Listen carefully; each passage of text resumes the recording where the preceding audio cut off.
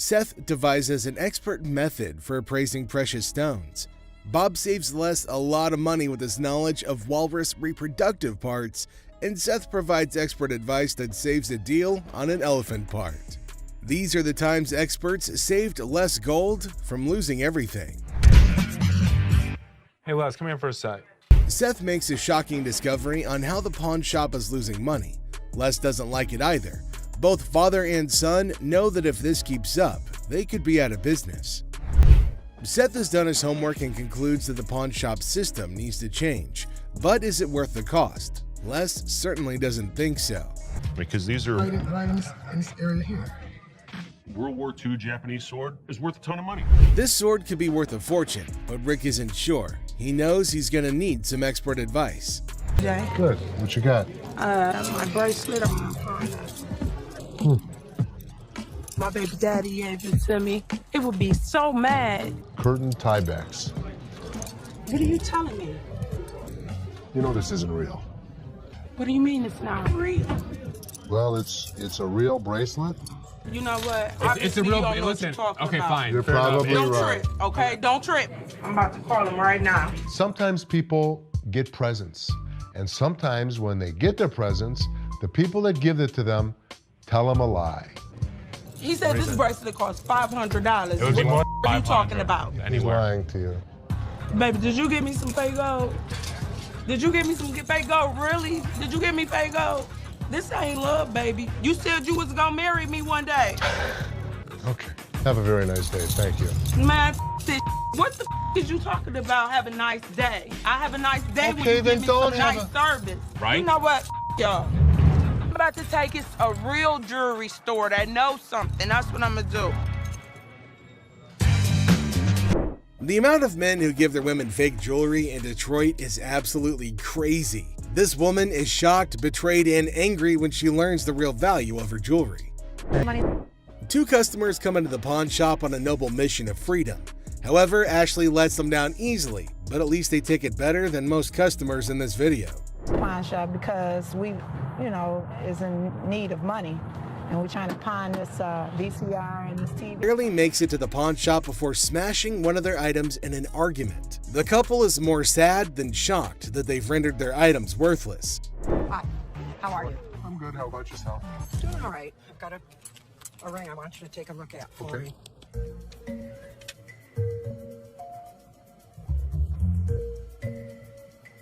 You know what it is? These are diamonds. They're not diamonds. That's cubic zirconium and silver. Okay. I'm not interested. I know what this is. I'm telling you, I can't give you any money for it. I know it has value. And I'm really, really upset right now. So, I've worked for an attorney. I know my rights. Don't touch me.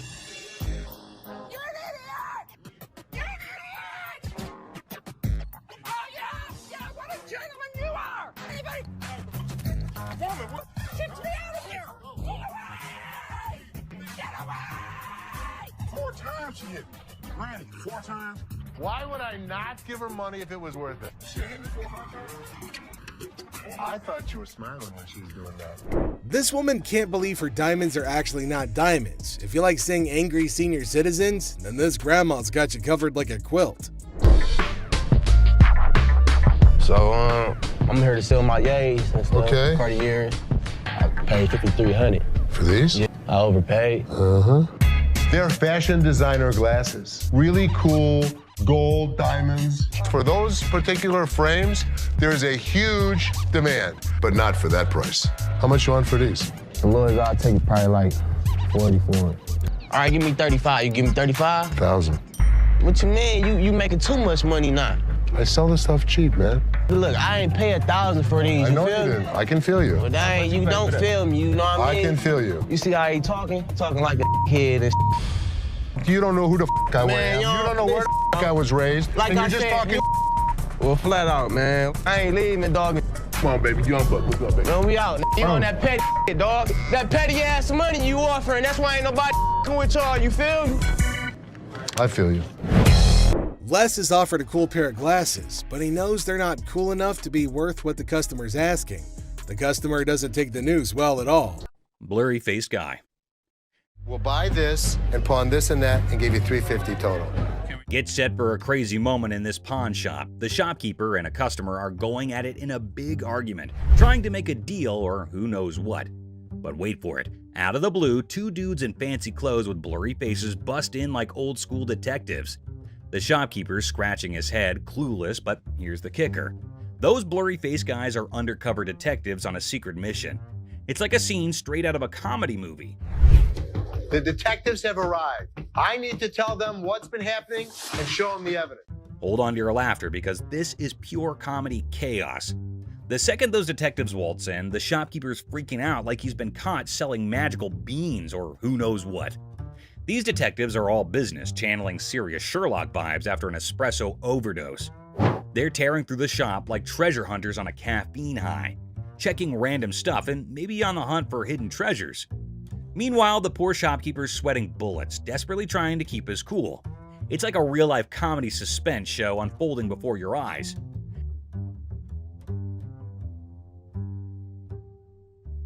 Get ready for the wild ride of the century. These detectives, giving their best modern-day Sherlock and Watson vibes, decide to ramp up the drama with technology.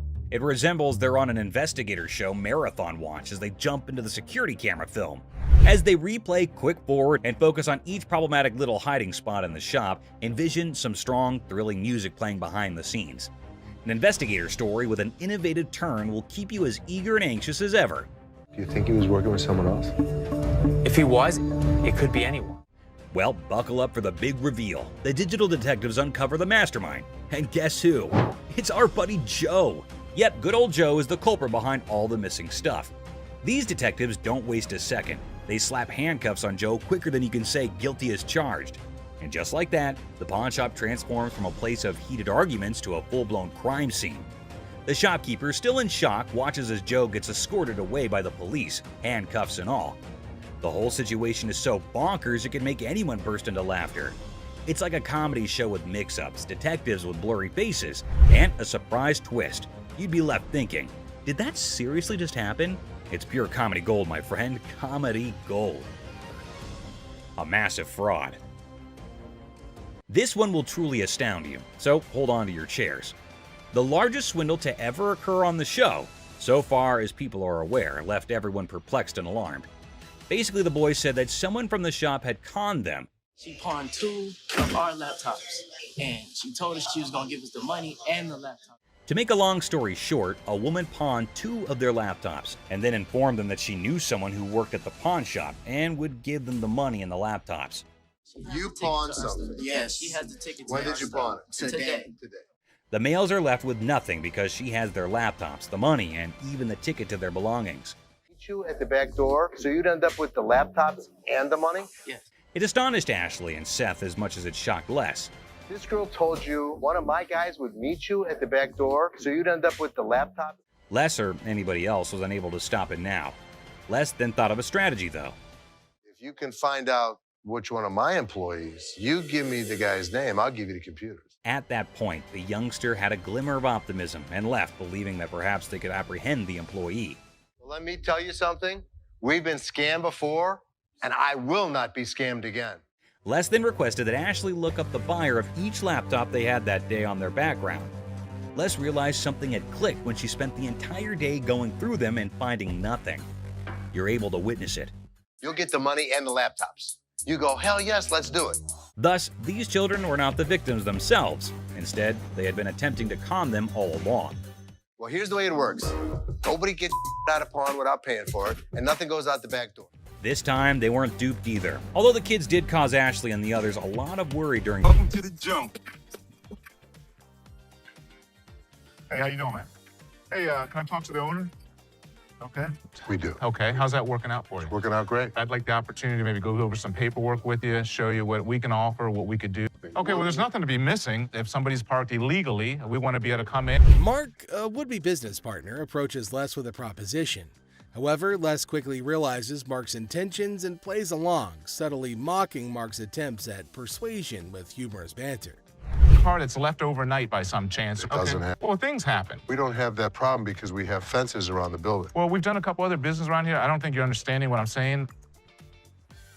I want the business. Listen. No, you listen. You are not coming into my business and trying to shake me down. Do you understand me? Listen, you are... Do you understand me? As Mark persists with his proposal, Les becomes increasingly skeptical. With witty comebacks and dry humor, Les navigates the conversation, ultimately shutting down Mark's shakedown attempt with firmness and sarcasm. It's the old time in the past. We got a new thing going on right now. No, you got a shakedown business, which I'm not going to pay for. Okay, well, that's what would you call it? I call it a business opportunity. I'm not interested. You old man, You're taking me down. Do you understand that? No, Will you escort your gentleman out of here? I'm not anybody right there. Les asserts his authority and refuses to be intimidated by Mark's persistence. Their exchange escalates comically, with Les confidently asserting his position and dismissing Mark's offers with disdain. Of course you're not. I'll be back in. All right, come on back. And hands on me. It's over with now. I ain't got to touch you no more. I'll be back. If I were you, I wouldn't come back. Whatever. You make sure that mother never comes back in here. You understand? No problem, sir. You had a choice to be able to make this happen, okay, and make it happen right, okay? Does have a nice car, though. The confrontation concludes as Les firmly shows Mark the door, unimpressed by his attempts to strong-arm a deal. With a mix of humor and seriousness, Les ensures that Mark won't be coming back anytime soon, ending the encounter on a humorous note. Hey, you the owner? Check this out, man. I can turn around and pay for that. What's up with that? 25 bucks, man. Come on. Man, step your back, man. Step back. Come on, you gonna talk to me? Orderly, I'm speaking English just say. You get it?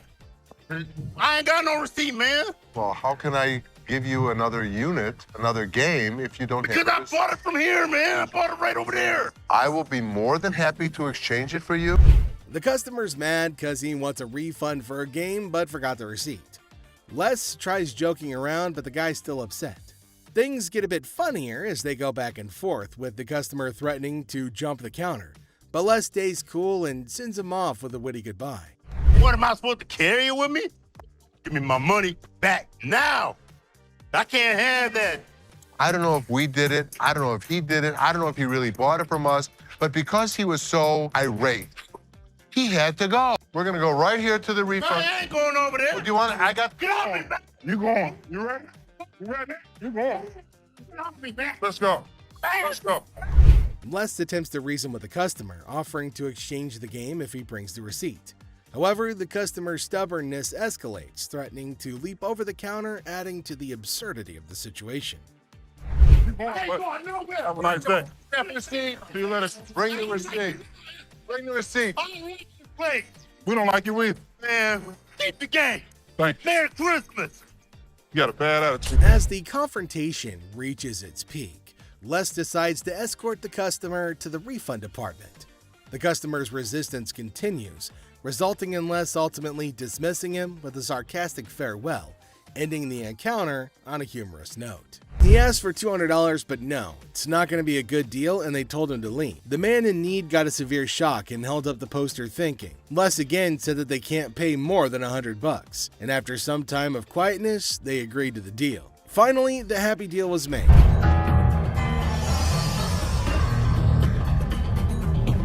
This is the guy? Right there. Here they come again. Les? Hi, how are you? I am Attorney Kyle DeQueef. So there's a man, probably an attorney with two ladies along, coming inside towards Les at a pawn shop. Now, Les knew about it before. He asked for Les, and fortunately, he was at the counter. He asked why they had arrived at the store. She's retained me to represent her in regard to a ring. Okay. My client brought in a $10,000 ring here, and she wants to either collect the remaining money owed to her on the ring or get the ring back. She's got a receipt right here. This is a counterfeit ticket. He said that he came here for the ring, which they bought from these ladies for $10,000, but they didn't pay and gave them the receipt. Now, he put up the receipt and showed it to Les and accused them of cheating and stealing from the women and taking their expensive ring. But Les was cool and controlled his anger. Whoever produced this ticket didn't understand this is the amount of numbers that are here. Okay. Number two is state law mandates that we print the law in a 12-point font. Okay. This is much smaller. That is some bull. It may be bull, but that's the truth. I don't know how I got mixed up, but There's the game-changing point. Les, after listening to him, explained that he will reveal the truth now by showing the real receipt that they had. He went and came back with real receipts that they've been giving to the customers. There, he spotted major differences. He notified him of the major changes in the receipt that he brought. The man looked rather weak and stunned in response. printing wrong or whatever, but this is the ticket he got from here. He didn't get it from him. He didn't get it from him. So now we just liars and we just come I'm here. not saying that you are. So you trying to say my son a liar? I wish I had better news for you, but... That's bull. That's bull. The numbers don't match up. The paper stack doesn't match up. This is a fake. Now you side with them. You're not representing us. I'm representing if you, I but don't you- get my ring or my money from them, how you gonna get paid? The attorney turned to the women, but oh my god, they're still accusing Les of having given them the wrong receipt and asking the attorney to take the money from Les. The man, being down on himself as you can see, argued with. The man showed the evidence to the ladies and told them that they were having the wrong receipt, but they continued to argue. Ticket, how about that? No, I don't believe that the store gave you this ticket. Nah, well, I don't believe you a real attorney. We ain't got it right. All this somebody better give me my money. Yeah. He's my attorney. You, him, security. Have a nice day. Nah, you got me, bitch. Sorry, young man. The ladies started harassing both of them and started using personal attacks. They were all arguing amongst themselves. Pretty crazy. The attorney went back as he can't do anything for the ladies. Next up, we've got this episode where a heavily muscled individual made his way over to meet Les to complain about equipment he got from the store that got busted. Somebody bought this. This piece of junk I bought in here just a couple days ago don't work now. It's broken. What is it? Little ab lounger I bought here, man. Workout. In the midst of the pawn shop's hustle, a burly customer approaches Les with a complaint. He's upset about a busted piece of exercise equipment, an AV lounger purchased just days ago.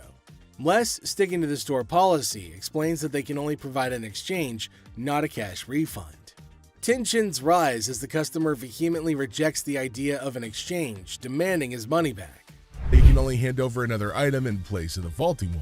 If you had the receipt, I could give you an exchange. I could give you I something. don't want an exchange because it's probably going to be some again. How about you just get my money?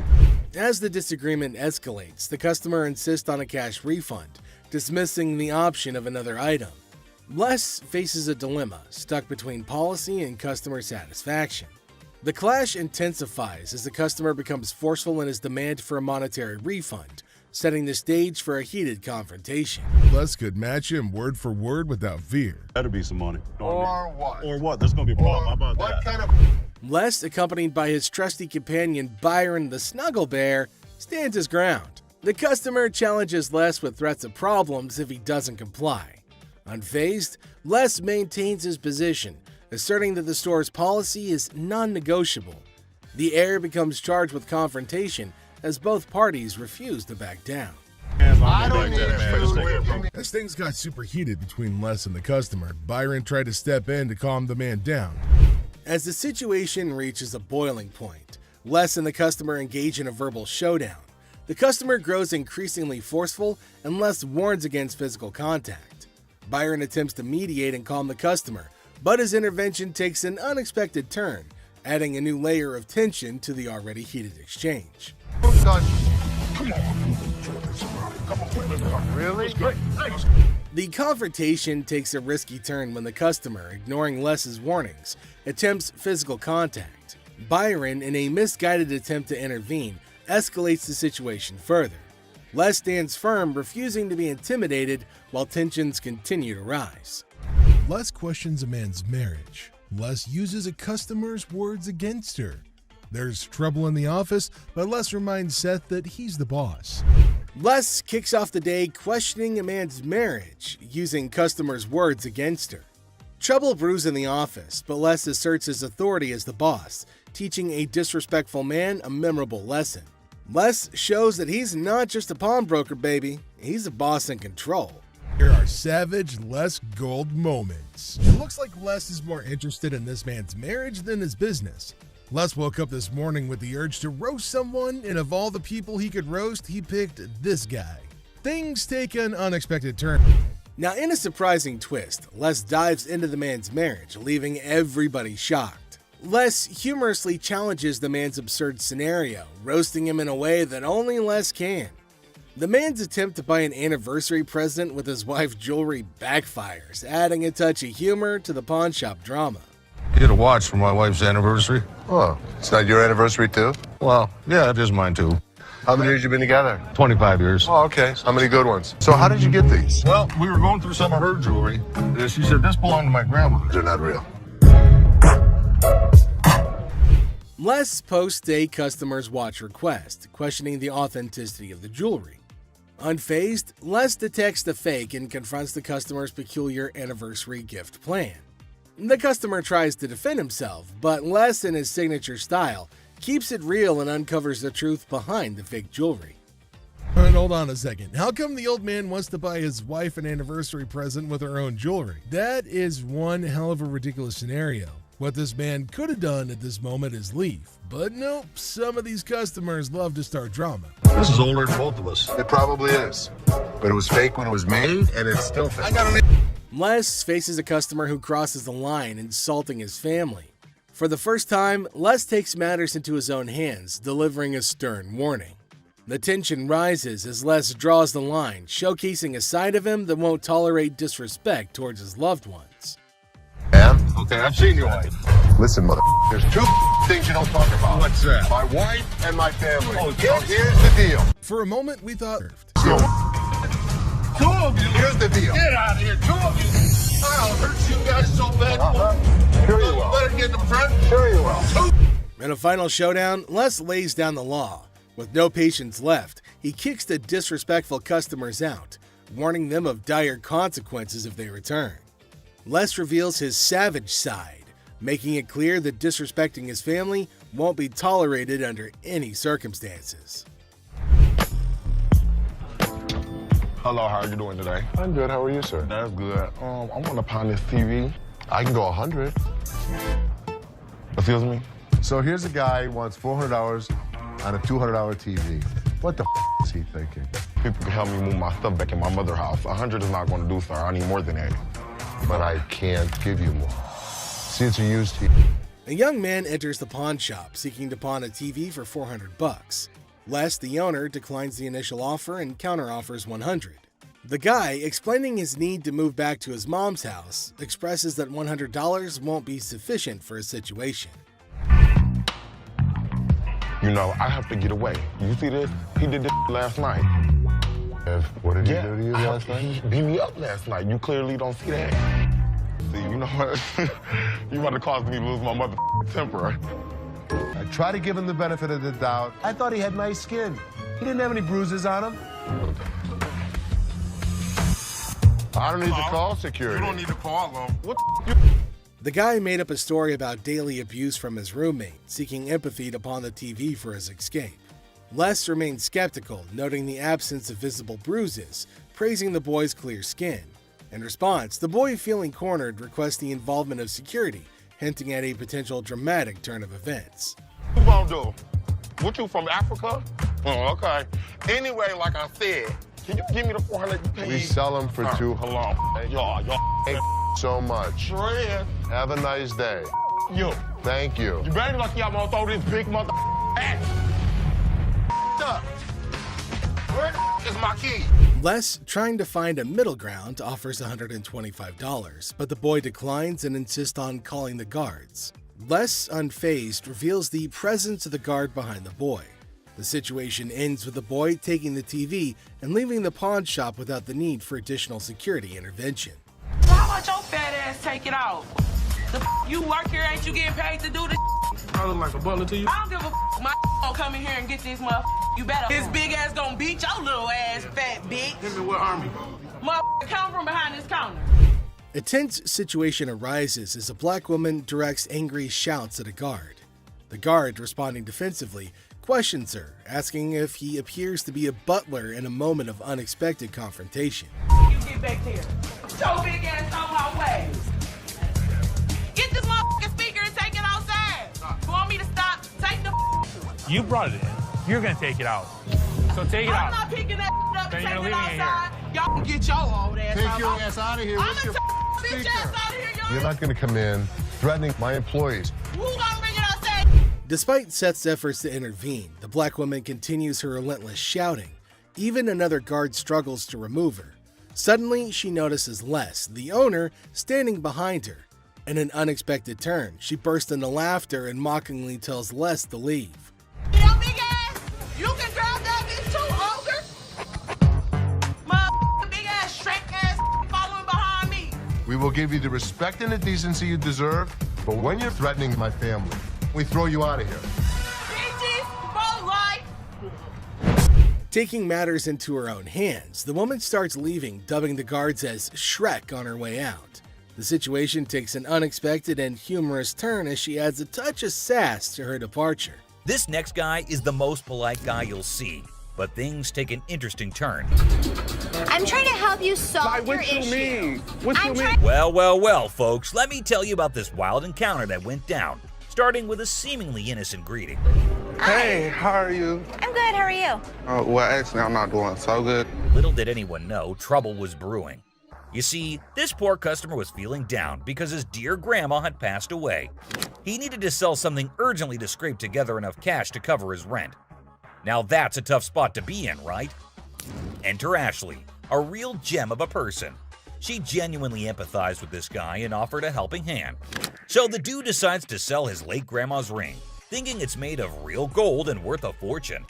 Ashley, being the responsible gal she is, takes a good look at the ring to verify its authenticity. And guess what? It's not the real deal, folks. It's as fake as a knockoff Rolex. Okay. Do you have anything? Naturally, Ashley breaks the news to the guy and asks if he's got anything else to pawn instead. But this fella, he ain't buying it. He's convinced that Ashley's got it all wrong, and he wasted his precious time chatting with her.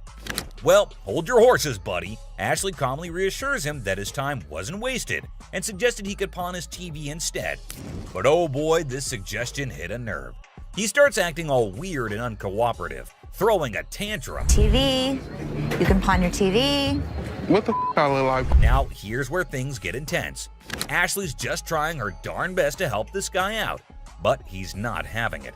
He demands his ring back and starts searching for someone else to deal with. I'm trying to do whatever I can to help him. This not making no sense. And when Ashley tries to explain that she's simply doing her job to lend a hand, it's like a switch flip inside this guy's head. He goes ballistic, questioning Ashley's every move and acting all erratic. It's honestly a bit scary, folks. Believe it or not, this fella has the audacity to tell Ashley to lower her voice, even though he's the one causing all the ruckus. Talk about pushing boundaries. He even has the nerve to put his hand on her face trying to belittle her. And get this, he's not even listening. Lower your voice. Don't Lower your tell voice. me Lower what your to do. voice. Don't Lower your push your- voice. He's busy with his threats, making Ashley's job even harder. But our girl Ashley, bless her heart, stands her ground like a champ. But wait for it, folks. Here comes the jaw-dropping twist. Out of nowhere, a hero emerges. My face. Lower your Don't voice. put your You got finger me. in No, you got me. Bam! This mysterious stranger slams our angry customer to the ground, WWE style. Can you believe it? And that's not all, folks. This hero then grabs the unruly fella and drags him out of the place. Because guess what? The dude still won't quit. On the ground. On the ground. On the ground, mother. He keeps up with his nonsense, making threats and vowing to return for more. Seriously, what on earth did Ashley ever do to deserve this kind of treatment? It's downright mind-boggling, folks. Well, the last person on this list is no less than any other irrational person than earlier. If the item was worth the money, I would give her money, but he was a loudmouth. It's just another ordinary day at the shop when this woman walks in, hoping to make some quick cash by selling her jewelry. Pretty common scenario, right? How you doing? I'm good. Trying to find this here. Well, here's the twist. It's also quite common for people to claim that their jewelry is real, when in fact, it's not. But it all depends on how they react when they find out the truth. Now, this particular woman already seems a bit agitated as she approaches the counter to sell her rose gold earrings. Les, the shopkeeper, takes a look at the earrings and bluntly informs her that the color is not real. Surprise, surprise. I can feel you. Okay, so what's up? They're not real. The woman didn't see that coming. Les goes on to explain why the color is faded, indicating that the earrings are not made of real gold.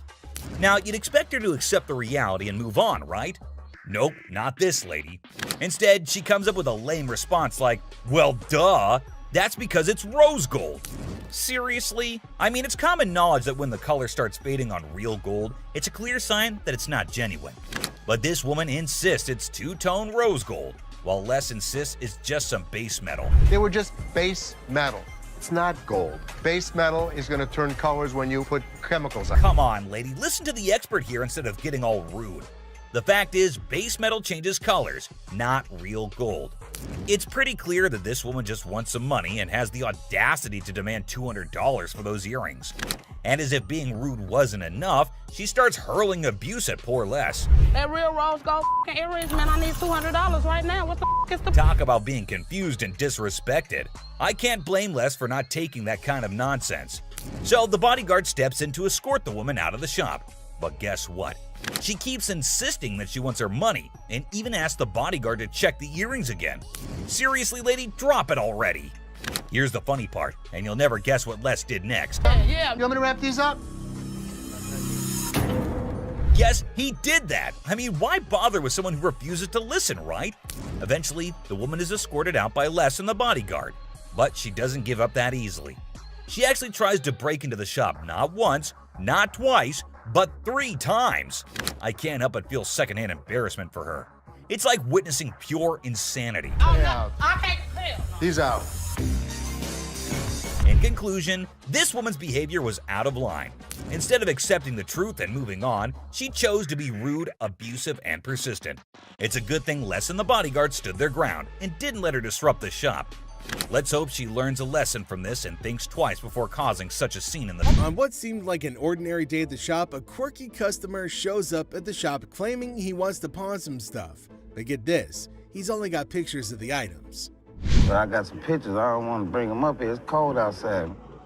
Right. I got this one right here. Yeah? Nice little clock. Seth, being the sharp guy, quickly spots something fishy. Those pics look like they're straight from the internet. Sus, right? Well, Seth ain't playing around and says, no way I'm giving you a quote without checking the real deal. How much are you looking for? I'm looking about $500. I can't quote without seeing the actual merchandise, because just because you have a picture of it doesn't really mean that. The customer wants a $500 quote, but Seth is like, hold up, I need to see the actual stuff. Now Seth's on point. He knows pics can be deceiving, but the customer won't budge, and Seth's suspicion grows. Without checking the goods, Seth says, no quote for you. You interested? I'm interested. But you can't quote me what I'm gonna get though? No, it's just a picture. I don't know exactly what you're gonna be bringing in. I don't know if it's metal. I don't know if it's paper. I don't know if it's just a painting. I don't know. But the customer's persistent, not showing the item. Seth's had enough, and he calls in Byron to show the guy the door. Byron, following Seth's lead, kicks the guy out. Get the quote? No, sir. You're wasting my time and your time now, so bring it in. You know what? What? You. Have a nice day. Man. What you want to do? Do your do. Come on, do it. Say hello to the bad guy. One more time. I'll call my expert then. Okay. No problem, bud. Okay, check this out. A customer rolls in eyeing a $100 watch, thinking it's a done deal. But here's the twist. Her VIP card can't cover it. Just the basics, you know? She suggests her VIP card is like a gift card, and Byron's trying to clear things up, but she's not having it. All the drama starts. Drawing though. Hi, excuse me. Yeah. Hi, I'm looking for a watch, maybe about $100. $100 isn't a bad deal for a pretty watch. The customer expressed his interest in a watch priced at $100, seemingly content with a deal which includes a $6 tax. It's really Looks pretty. good on you. It was 100. 100? I'll take it. Okay. Now we add tax on that. Be 106. All right. Now outside, Byron's still explaining like, no loss, just a card thing. But the lady's not getting it. She goes on a name-calling spree unless the employee is left scratching his head at the unexpected drama. Store. She should go there. Maybe they sell watches too. $100 gift card? $100 gift card. These are not our gift cards. The situation goes wild. Insults flying, unfounded accusations, and Les is caught off guard. It's like a crazy ride dealing with customers who expect the moon and the stars. The lesson here? Some folks take things way too personally when things don't go their way. Drama everywhere. Byron can explain the situation to her outside the store. So you telling me I'm losing $100? What is she gonna say? I don't understand up in here, okay? What is she gonna about swipe? Hold on, all right? The scene underscores the broader issue of customer entitlement and the propensity for some individuals to resort to aggression when their expectations aren't met. Ugliest two sisters I've ever seen in my life.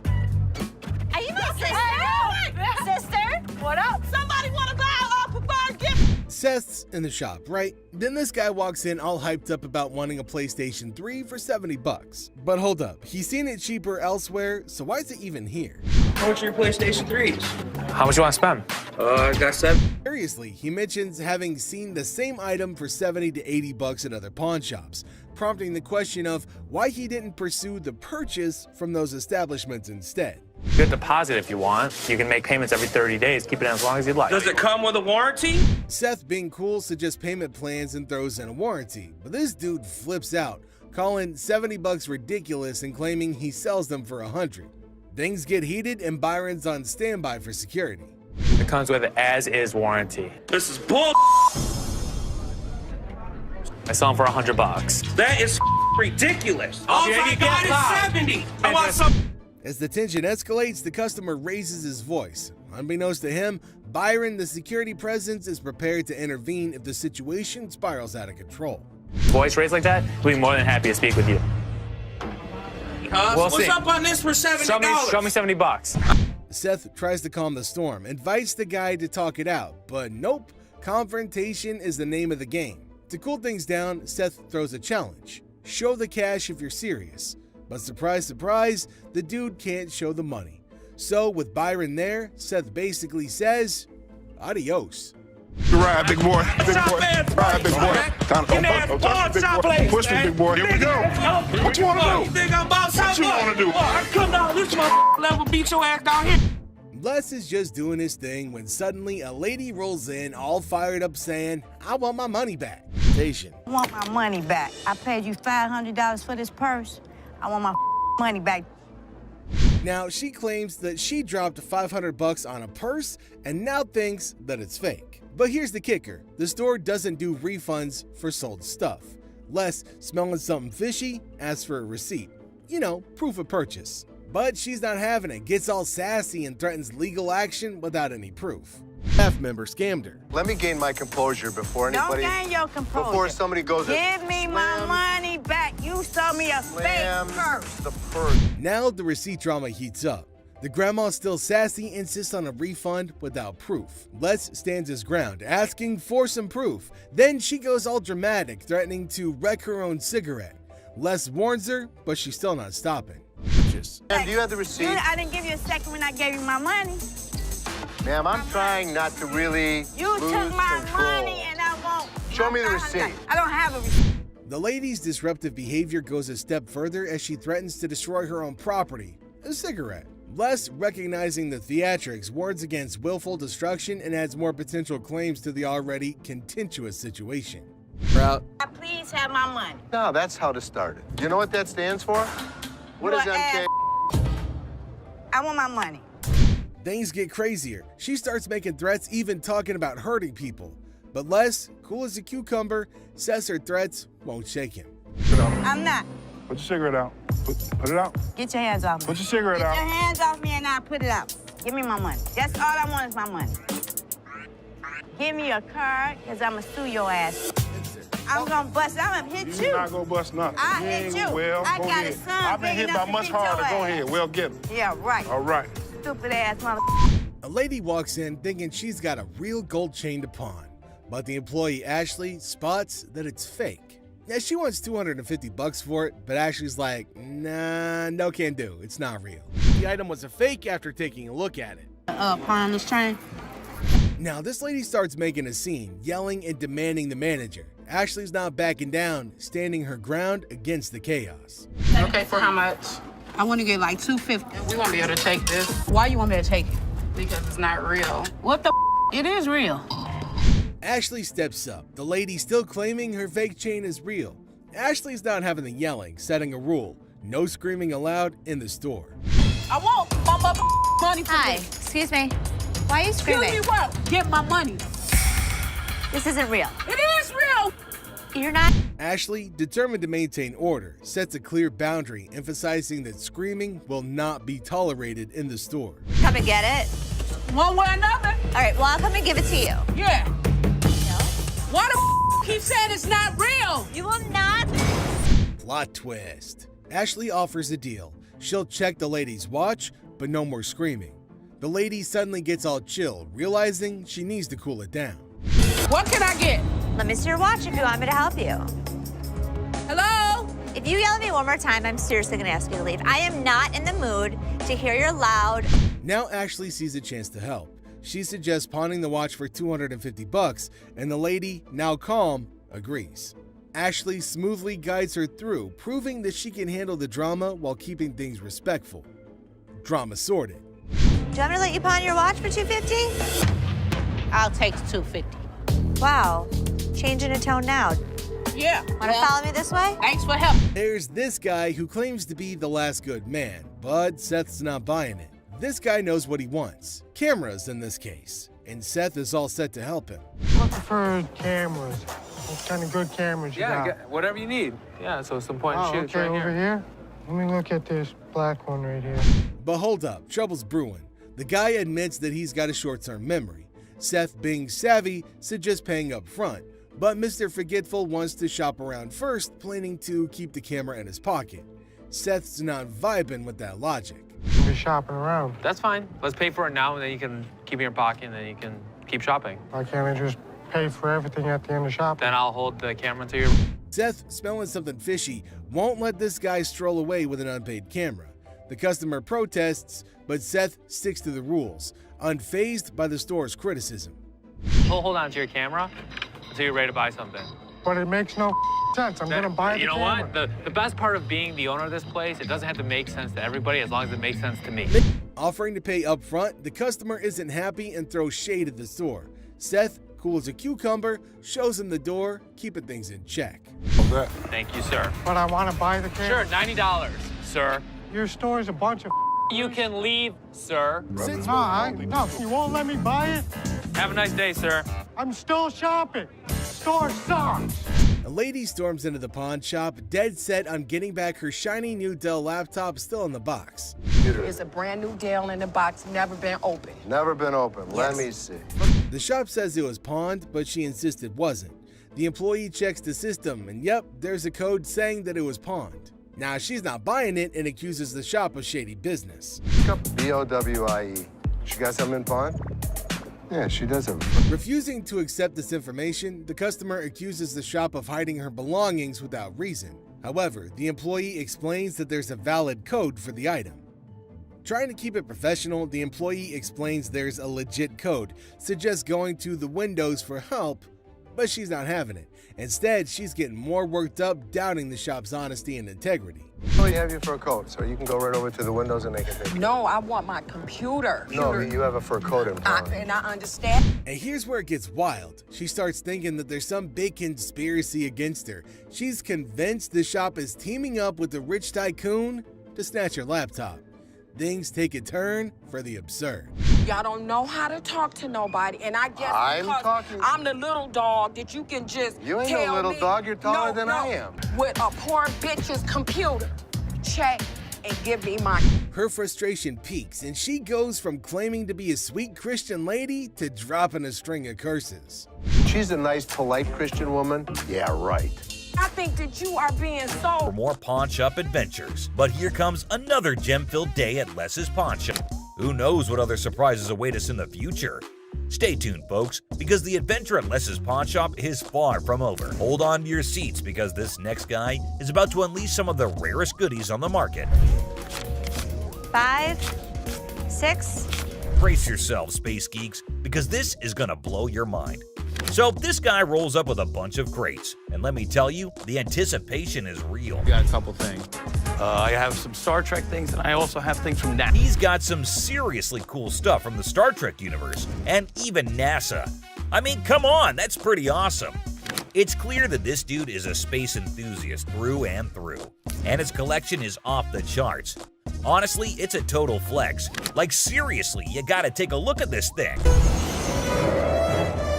This is all the kind of stuff that you're into. Now, here's the kicker. Ashley confesses that she and her brother aren't exactly die-hard Star Trek fans. But guess what?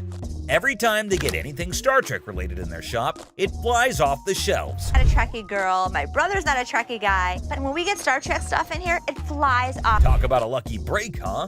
This guy managed to gather all these valuable items from various Star Trek conventions across the country, thanks to his gig as a truck driver. Talk about dedication to the cause. But wait, it gets even better. He pulls out this kit from Paramount Studios, which is a seriously impressive piece in his collection. To give to radio station to run ads for the show. And it's an authentic set that was sent to a TV executive when Deep Space Nine first hit the screens. Now that's some next level stuff right there. You can't help but appreciate the sheer coolness of it all. Here's the catch though. All this awesomeness comes at a price, and Seth, our shop owner, is taken aback by the asking price. This was $1,000? Yes. Wow. $1,000? Yes. Why? Why is that so Because much? it's custom built and it all lights up and works. The guy wants a whopping $1,200 for everything, unless ever the savvy negotiator tries to bring it down to $700. It seems like a stalemate, but fear not, because Ashley steps in with her clever thinking. After some intense back and forth, Ashley manages to strike a deal. $7,800. She works her magic and secures all these incredible items for just $800. Can you believe it? Talk about a happy ending. Everyone walks away satisfied. The customer gets a fair price, and our shop owners have some killer new additions to their inventory. Who knew that a truck driver with a passion for Star Trek could bring so much excitement to our little shop? It just goes to show you never know what surprises are waiting around the corner. I kid you not. This next guy just pulled up with a true gem. Checker taxi cab. I don't know about the original miles. Meter still. Can you even fathom it? It's none other than a 1982 checkered cab. Whoa, now that's what I call antique. Take a gander at this beauty. It's in remarkable condition. It's evident that the owner showered this car with lots of love and care. Kudos to him. Did you call for a cab? Did you call for a cab? Now, hold on to your hats because there's more to this story. Our daring duo, Les and Seth, decided to peek under the hood. Lo and behold, their jaws dropped. Look at that thing purr. Don't you lose money because you get there quicker? And it all goes... The engine looks splendid, almost brand new. How cool is that? But wait, there's a fascinating tidbit about this cab. Back in the day, they used to write the rates right on the taxi door itself. Talk about genius. This way, the rates were fixed, making it easier to attract customers. It's a shame we don't see this kind of thoughtful detail nowadays. The door. Did you see the rates on the door? Yeah, I did. The shut up one is one I like. And guess what? This car enthusiast doesn't just have one of these incredible cabs, but a whopping total of 4. 4, my friends! And out of all his prized possessions, he decided to part ways with one and sell it to this very pawn shop. As long as the price is right and it's in good condition, we can make a profit. Boy, oh boy, Les and Seth should count their lucky stars. Now brace yourselves for the asking price. This customer is seeking a jaw-dropping $10,000. Can you believe it? Les, being the inquisitive one, questions the reason behind such a hefty sum for what seems to be a mere antique car. Sensibly, Seth suggests that the customer take the car for a spin, just to ensure everything is running smoothly. Perhaps then they'll be able to negotiate a fair price. Good thinking, Seth.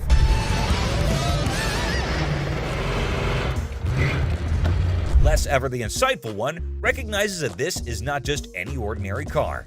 It's a masterpiece, a truly unique item. Plus, considering its excellent condition, they can actually turn a profit from it. However, much to their disappointment, the customer refuses to budge below $8,500. Sadly, no deal can be made today.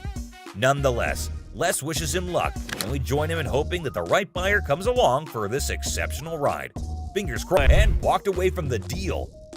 But wait, there's more. You think Les will let him walk away like this? Les has something up his sleeve, and he does this. Well, after mulling it over, the customer finally caved in and agreed to Les's offer. That's the kind of influence Les has, folks. Somehow, people just can't resist his charm. Now, with everyone on the same page, they can all happily move. Faced with crushing bills and without the means to pay them, this lady and her son had no choice but to bring these precious guitars in their possession. We all got 'em. These were my great uncle's guitars. So, these were your uncle's? Yes. With tears in her eyes, the woman seemed quite reluctant to hand it over. After all, it's something she got from a deceased family member. But faced with a choice of either losing their house or keeping these items, it's obvious which option that she would choose. How much do you need? $3,500 would put our bills intact. I'm sorry. No, you're all right. You're all right. Whoever had them enjoyed them. After checking the guitar out himself, without preliminary knowledge whatsoever, he knew this guitar was definitely something nice, and since Les wasn't around, all he could do was offer within the limit and hope for the best. 18? 18 of you. Okay. Look, You seem happy. This man brought in his 1972 Cadillac, hoping he could get something for it after years of having had it in his possession. How you doing? Hiya. What brings you in? I'm here to sell my 1972 Cadillac Eldorado. Seth tried to check the interior of the car, only to discover it isn't exactly as broken in as he said it was. Is the car breaking? Oh, no. It's falling apart. Yeah, no, don't do that. No, it's old. Look. Barely broken in. Look at that color. The guy's just trying too hard at this point, but smells and the like can be fixed later. But is everything okay with the engine? How much are you looking for? $23,000. Really? Why? This car is an award winner. Yeah. The car is definitely unique, but from the supposed smell and all, it's just too much work to actually get something for that price that'll still cost more money in order to get it to tip-top shape. You know, but we're actually not interested. Are you interested? I mean, standing this far back, I smell it. I'm sorry. I can't sell something like this.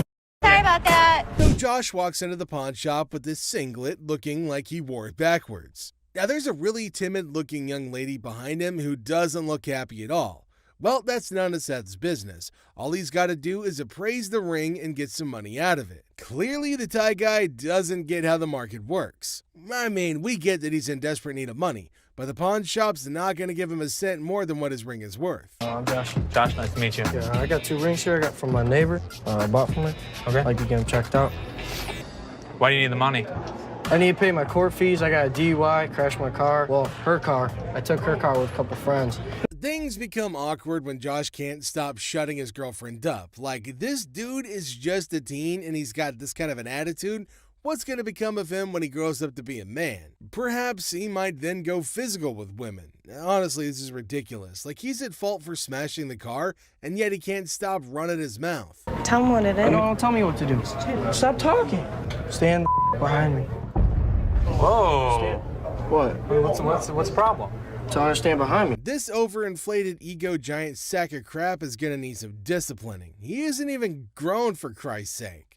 Like, where did he learn this nasty attitude from? Now, Seth isn't interested in the transaction anymore. He's already disgusted by this kid's attitude. Honestly, who wouldn't be? I gotta say, it's really satisfying to watch the guard drag him out of the store. You know, if he can't fix his attitude, he shouldn't expect anyone to tolerate him. The simple truth is that girl has got to wake up, and this boy needs to grow up. Stop talking. Dude, seriously, why are you such an ass? No, you need. No, I don't need to. You're my store. It is my property. business. It's not your property. Do I She's your tell own your person. property what to do? You Get out. Make me get out. Yeah, I will. Make me get out. Right now. Who the are you? Who the are you? Move on and realize that this guy's a complete tool. So I'm trying to be a good boyfriend, right?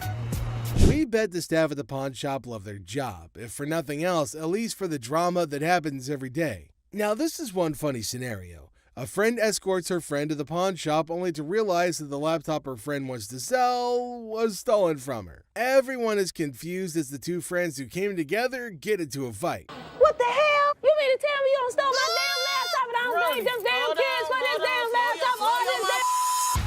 Take my laptop. Oh, well, what ever. I think that these women were fighting. Now, these women are causing a scene, but they don't care at all. At least the fight's not against the staff of the pawn shop, so Les isn't bothered at all. Just when Les was about to hear the full gist, the friend who successfully got her laptop back came back for a rematch. Les is standing looking lost. My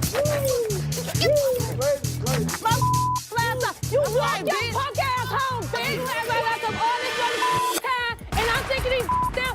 He didn't got my The funniest part of it is that the friend who threw things missed them all. She could steal her friend's laptop, but she can't even throw a can at a target? Now, on second thought, this lady's audacity is pretty insane. Did she think that her friend wouldn't notice that it's her laptop, or her friend would just stand there and watch her sell it? I think that these women were fighting over a laptop. You know what? We ain't even friends no motherfucking more. You don't come to my house. At least they weren't yelling at us. Little bony ass bitch. Walk home. Get money back. Walk home. Walk home. The man walks in with a unique Native American artifact, and Seth loves it. Things go south when the seller uses Ashley's joke on her. Now, Ashley doesn't like it, and Seth isn't helping matters either. The problem is that Ashley is too emotional to be a businesswoman sometimes. So, the pawn shop loses an artifact because of an innocent joke that was even apologized for. And to think that Ashley started it makes it even more ridiculous. How you doing? Got a few Native American artifacts here for you. This is a tomahawk right here. This is the war club. Resembles you, doesn't it? It's closer to you. It is, right? It's the same color hair. 90 bucks? No, actually, I'm not interested. He was rude, Seth. He was just joking. He was not joking. My sister takes things way too personally. He was... That's right. No, I'm not. And you're not going to come in here demanding money from me. How would you? Customers usually go through several stages when they hear that their item's not as valuable as they thought. The first is disbelief, followed by denial, anger, and even assault. In this video, we see a woman who assaults a security guard, another insults and body shames Ashley, and one almost takes a swing at Les. The thing all these people have in common is that they were shocked at the real value of their item. Wanted to keep control of herself? I don't know. She's lucky. My security staff didn't. There's never a shortage of people who don't know their item is fake. The truth makes this woman explode at Les, but she never stands a chance because Les has backup. Hi. Hi. I'm Ashley. I'm Nana. Nana. Mm-hmm. I called up here and I got an estimate price, and they told me that I could get $400 for these. You called up here and got an estimated price. Yeah. Who did you talk to? Nicole? Nicole. Over the phone? Yes, But ma'am. we don't see them over the phone. She is lying. Where Nikki at? Nikki. Nikki, Nicole. Well, which is it, Nicole or Nikki? Listen, it's real diamonds. All I know is I need my $400. All right. I'm looking at the diamonds, and I know right off the bat the weight is just not gonna make it. I know I am not gonna be able to help her. I can do 185. No, I'm not, and you're not gonna come in here demanding money from me. Yeah, because that's what I called for. Nikki! What? No, Nikki! She all of a sudden darted away from me, started screaming for Nikki. It was like a bat out of hell. A customer comes in to pawn her jewelry, but she's not ready for what Ashley has to say about it. Excuse me. Nikki! First of all, you're not gonna scream in my store. No, first of all, you're not gonna walk up on me either. This is Nikki, and they told me that they were gonna give me $400. Oh, so look at and these now they telling me that I got money and I need it now. Don't you? No, Dad, I need my money right now. I don't know what this chick was talking about. She was very confused, but I know one thing for certain. Nana needed to go. You like that? Well, you disrespected me in my store. And y'all, okay. Everybody in this yard. Joe. Y'all. Okay, have a good day. And kiss me. Keep walking. Bye. Nana. Give me a headache. Nana's smart enough to leave before security throws her out, but she makes sure that she's got the last word. Hi. Hello, how are you? Good, how are you? I'm well. I'm here today. I want to pawn my computer. I'm trying to get my son into a technical high school. I know it's ugly, but it's No, I didn't say it was ugly. How much you looking to get? Like 175. Oh, that's not enough. I really wish you could give me like 150. Have you ever had it in pawn before? Yeah, I'm a gold card member. Get it free for the same amount that you've had it in for. What was that? You consider the fact that I've been patronizing this business since '97? I really appreciate you're not giving me what I want. Well, I don't give everybody what they want. 157? You done? No, I'm not done. Do you want the 100? No, I don't. Okay, then goodbye. This customer walks in with a laptop and a price that just won't cut it. Ashley knows this one's gonna have to go. What do you mean goodbye? You can walk out the store. I can. But am I gonna walk out? You will. Who's gonna make me? I want to see somebody make me leave up out of this and giving me what I want. I don't give everybody what they want. 150. Well, if you had as something a patron that's been patron since 97. Are you done? No, I'm not done. Who I want to see somebody make me leave up out of this. Are you a lady or are you a child? I don't give what I am. And don't think that you won't. Because all I got to do is make a phone call. You know what? Well, get out. I'm not going out of here. Get out. Me up. Out. Don't touch me. Touch me. Get out of my store now. I've been patronizing this business since 97. You have an English degree, right? No, I don't. Despite Ashley's efforts to help her, the woman goes ballistic. Felix, the security guard, escorts the woman out, but she doesn't go quietly. I was coming in to try and get like $1,500 for this. Okay. I'm trying to get my baby daddy out of jail, and I've been really trying to work things out with us. I love him dearly. I was his first phone call, you know, so that lets me know that he loves me. Huh? No, not $50. I want $1,500 I'm sorry, for I these. can't help you with that. I said. I don't care what you said. I said I want $1,500. I'm not giving you $1,500. $1,500. I am not giving you. To get my man out, okay? I want $1,500. What part of that you ain't understanding? You need a hug. No, don't give me no damn hug. Oh, you need a hug. I don't want no damn hug. Get off of me. Good day, baby. I don't want no hug from you. The woman comes in to trade baseball cards. However, the only thing she manages to do was initiate a shouting match with Ashley. This one is put out the door fast. How are you? I'm doing okay. What can I help you with? Either trying to get a loan on it or you guys can buy it. Mm-hmm. Trying to sell it for maybe like $150. It's $50. This thing costs way more than this. Okay, but I'm not going to pay you for the amount that you think it's worth because it's stained. This is not one of the newer ones. This is not this season. I know about purses. But you're still willing to buy for $50 though. So if it wasn't worth, why would you even say $50? So they didn't say it wasn't all. Can I talk to somebody else? Why do I have to talk to you? Because You disrespectful. I'm disrespectful and you call me a pepperoni. You're not the owner. The owner is the other man. You must have. How you get here? To the top. Customers are just shocked when they're told the real value of their item, but this customer's just straight up disrespectful.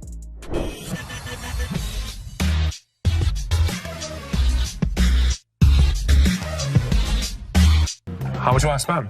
I got $70. I've seen them for $70 to $80 at other pawn shops. Yeah? With 2 games. As long as you'd like. Does it come with a warranty? It comes with an as-is warranty. Need a PlayStation? I sell them for $100. What you gonna do? Oh, no. The PlayStation's really hot stuff at the moment, but the customer who wants one is far from hot. He's mostly just hot-headed. Hey, you been shot already. What? Ain't nothing here. You're just another door guy to me. Yeah. Throw it down. Throw it on $70. Oh, you don't have it. Have a good day. Have a good day. Hey, what you think? I'm telling you, what is all that about? What is all that about? No, this one level beat your ass down here. Look, do it right here. You bitch.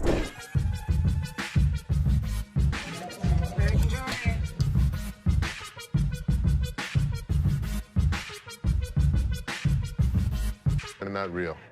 What? No, these is real. Look, when you holding up to the light, ding, you hear that? Ding, that's the diamond sound. Don't you think I would offer you money for them? No, I know what this is. Why your big ass standing here? What the you want? So you can give me my $300. Whatever, told me my ass haters. Bye. Have a nice day. The next customer is a lady with diamonds from her fiance, or so she thinks. Les breaks the bad news to the lady, but she's got a hard time accepting the facts. Hello. Hi. Can I help you? If I'm trying to pawn this, 35 millimeter, right? yeah, How much are you looking for? just about $30.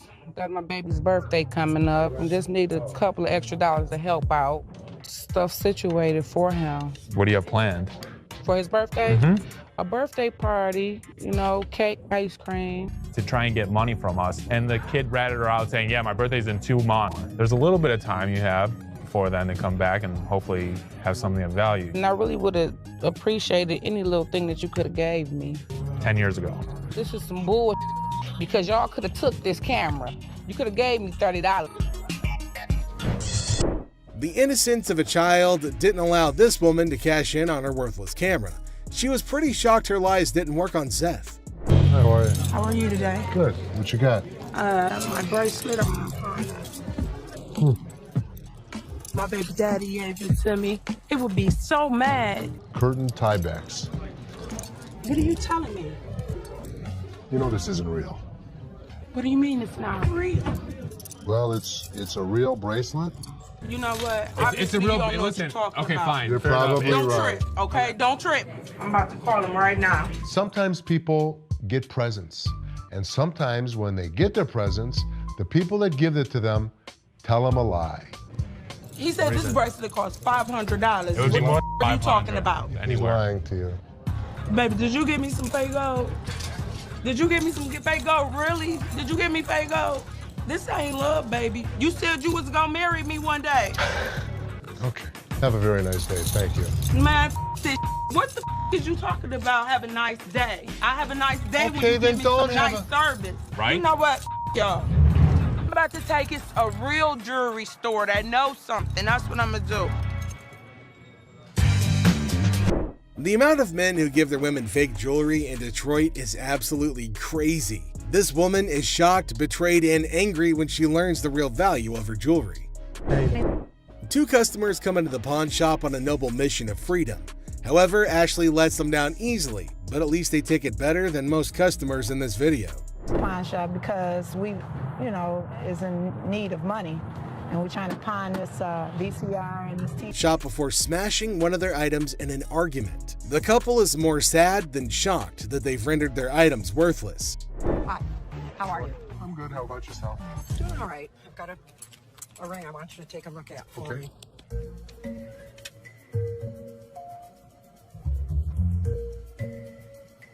You know what it is?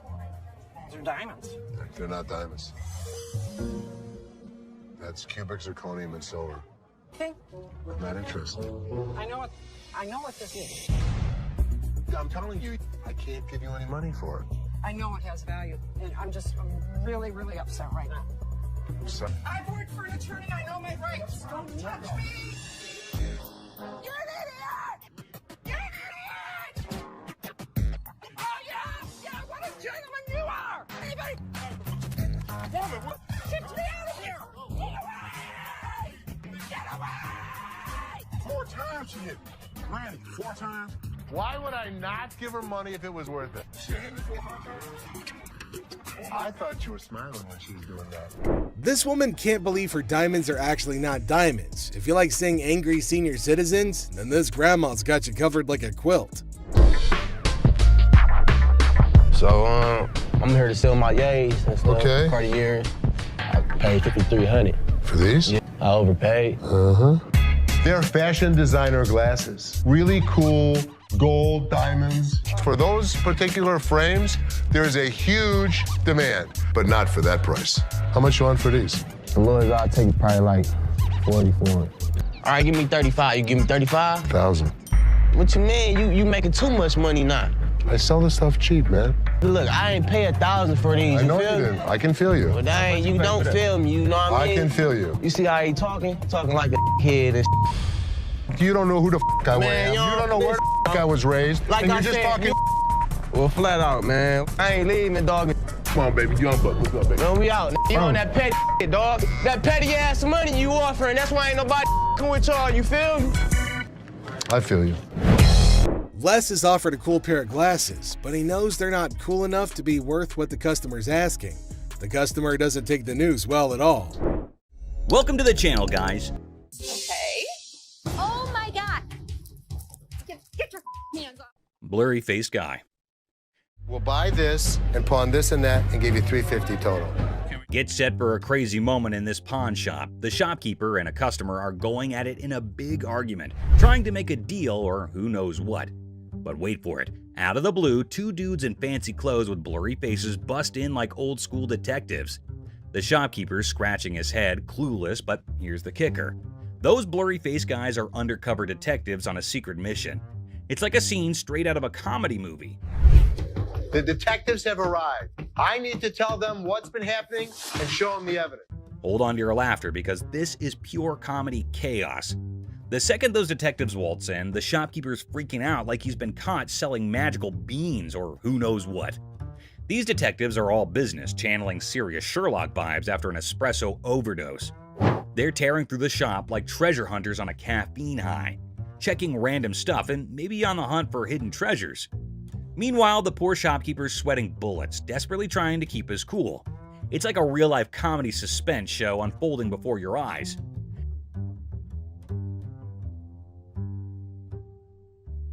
Get ready for the wild ride of the century. These detectives, giving their best modern-day Sherlock and Watson vibes, decide to ramp up the drama with technology. It resembles they're on an investigator show marathon watch as they jump into the security camera film.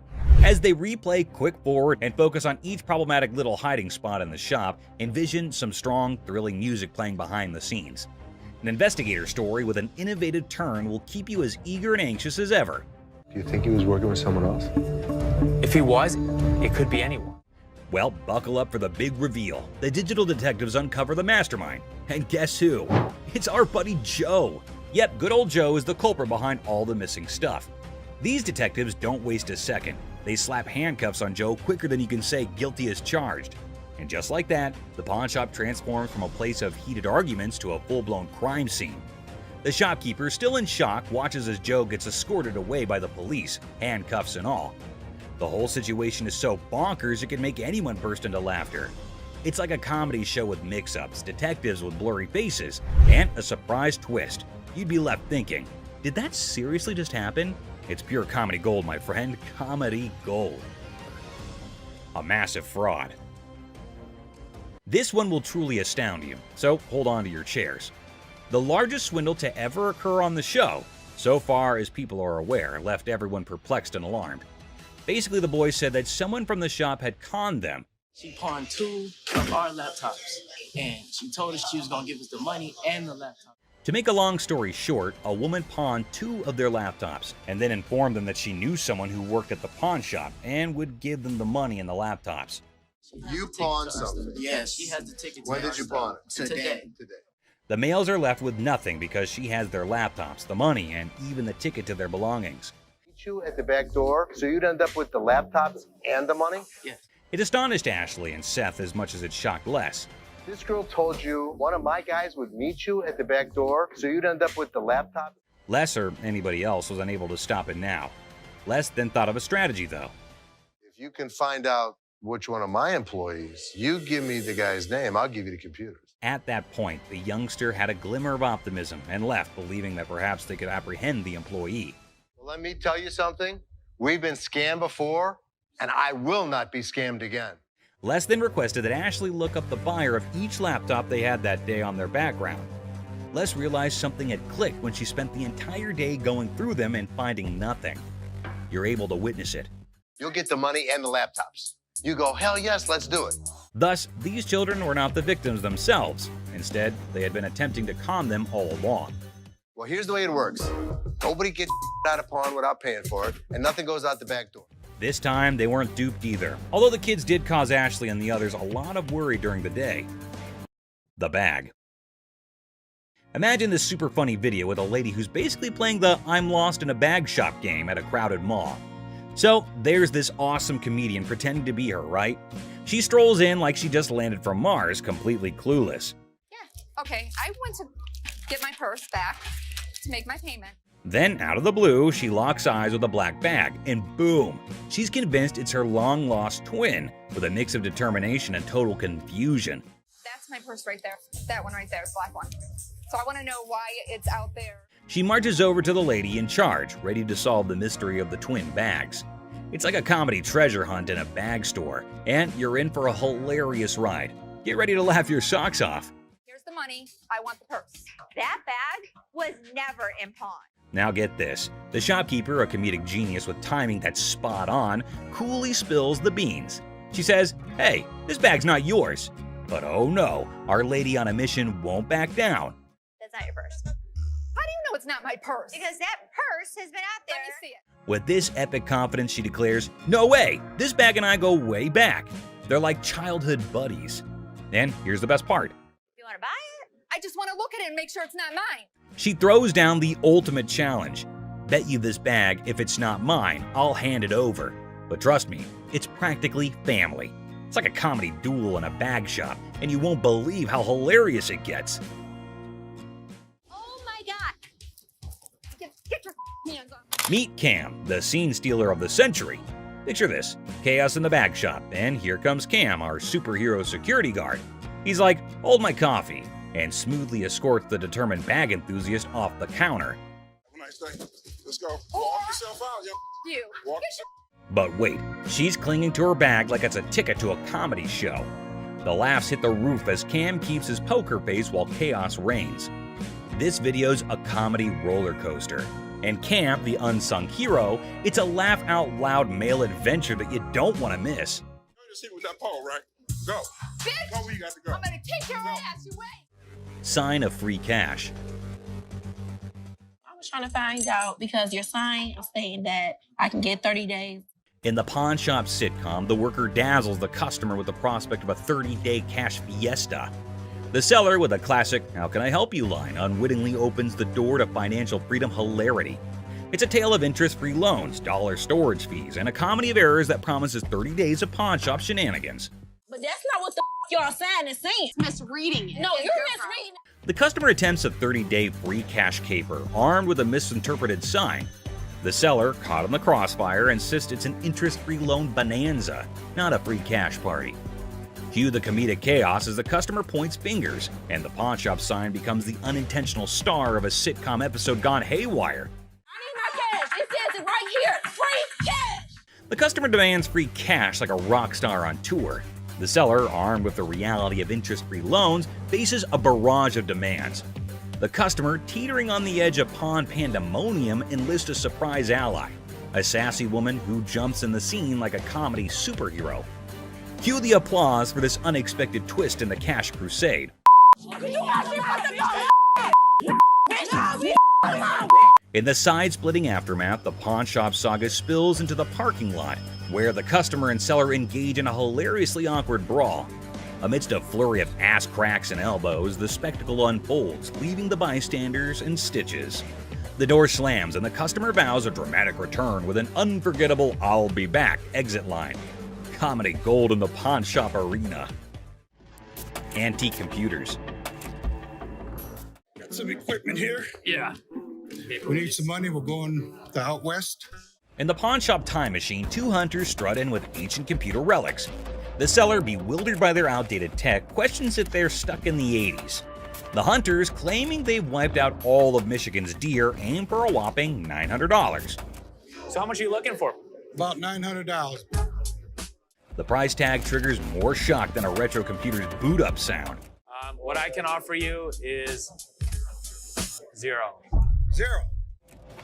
Comedy sequel, the hunters scoff at the initial offer of $0 for their ancient artifacts. The hunters, expecting treasure, get a lesson in antique appraisal, leaving the shop echoing with laughter and $0 dreams. Wonderful. Thank you so much. You too. In the aftermath of the failed computer barter, the hunters drop to an $800 offer, met with a swift and resounding $0 from the pawn shop. ZZ Top, mistaken for Detroit's antique appraisers, exits empty-handed. The seller consoles himself with a printer sacrifice to the dumpster gods. I thought it was you, man. Oh, that's good. Ending the scene with a comedic crash and a touch of musical confusion. You people. Plump man. In hardcore pawn, Les Gold faces off with a cheerful Plump customer aiming to sell a watch for his wife's anniversary. Les, ever witty, discovers it's their anniversary too. The old man deadpans 25 years, prompting Les to hilariously inquire, "How many happy years, man?" Laughter ensues in this pawn shop comedy.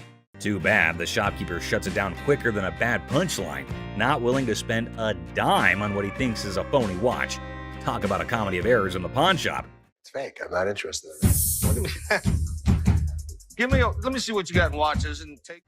Now brace yourself for the ultimate comedy meltdown. Our Plump seller cranks up the chaos meter, throwing wild threats about the shopkeeper's wife and claiming he's seen her somewhere. You're married, right? I am. This triggers the shopkeeper, turning the whole scene into a chaotic carnival. There's two things you don't talk about. What's that? My wife and my family. In the blink of an eye, security guards swoop in, snatch our hefty hero, and give him the grand exit, escorting him out like the star of an unexpected sitcom. guess what? Our main guy, kicked out of the shop like a party crasher, hits the street with a style only he can pull off. It's like a comedy buffet that'll have you grinning like you just discovered the ultimate joke. Get ready for hilarious adventure. Need help?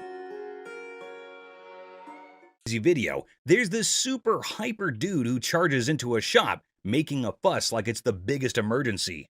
And get this, he decides a random table is his new chill zone. No rules, no worries, just pure wackiness. Get ready to laugh your socks off. Get a load of this to hit the road. But guess what? He's on a whole different planet. Watches. Get ready to giggle. So there's this new lady in the shop who's decided to be a rebel. She goes all sneaky and puts the shop's watches up for sale online without telling, confidently struts away, leaving the staff scratching their heads like, did that just happen? It's a hilarious roller coaster and you won't stop laughing. You weren't as big of a bitch. I was wrong. Excuse me? Get the out of here. Get set to lol. This funny video is like a crazy ride with surprises, silliness, and a hint of madness that'll have you laughing without a pause. The twists and turns make it a hilarious and chaotic experience for anyone lucky enough to catch the shop's wild antics. Brace yourself for a good laugh as you watch the madness unfold in the side-splitting comedy script style video. What did she say? That I am the bitch. Get the out of here. Penny pincher. Get ready to chuckle. This hilarious video is all about a super energetic girl trying to convince her super penny pincher dad to hire more security for their shop. She's all passionate like, "Dad, we need extra protection." But oh boy, her dad's like, "Nah, that's just throwing money away." Adding an extra night security guard is an expense we don't need. Dad, I just don't understand. The funniest part? When the argument gets so wild, the girl pretends to be super angry and storms out of the room. It's silly, it's amusing, and you'll be laughing your socks off at their crazy fight. Every single time I have an idea and I bring it to your attention, he then has to walk in. Hold on to your funny bone. This comedy video is pure chaos when the staff walks out, and surprise, the roof is missing. Peel the roof off? Yeah, they peeled the roof. Yep, someone peeled it away like a giant banana. Imagine the team head scratching in disbelief. Their shop literally got unroofed. The alarm company called. They thought it was a false alarm. Is anything missing? I have no idea. Now, here comes the kicker. They start worrying it might be a sneaky robbery. Cue the panic as they sprint to check the CCTV, hoping to catch the audacious roof peeler in action. Get ready for a laughter-packed roller coaster as they dive into this hilarious investigation. Get ready to laugh in this super funny video. They got 2 guys. So they get through the internet room, jump in. The staff at a quirky shop freaks out when they find out someone peeled off the roof for a supposed robbery. Total chaos, right? So they go all detective and check the CCTV footage.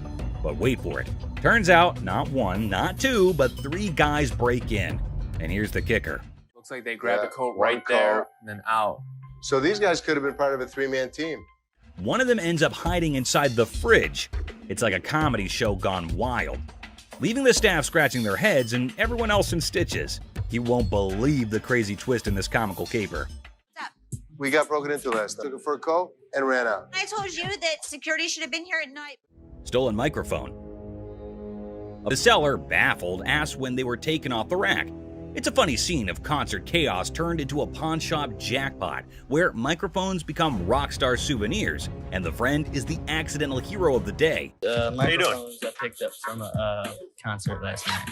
The person insists the microphones were flung into the concert crowd, a spontaneous catch. The seller, eyebrows raised, gets an unexpected call from American Jewelry about missing microphones. It's a classic mix-up where concert souvenirs turn into an unintentional pawn shop investigation, leaving everyone wondering how the microphones took an unexpected detour. I'm from American Jewelry.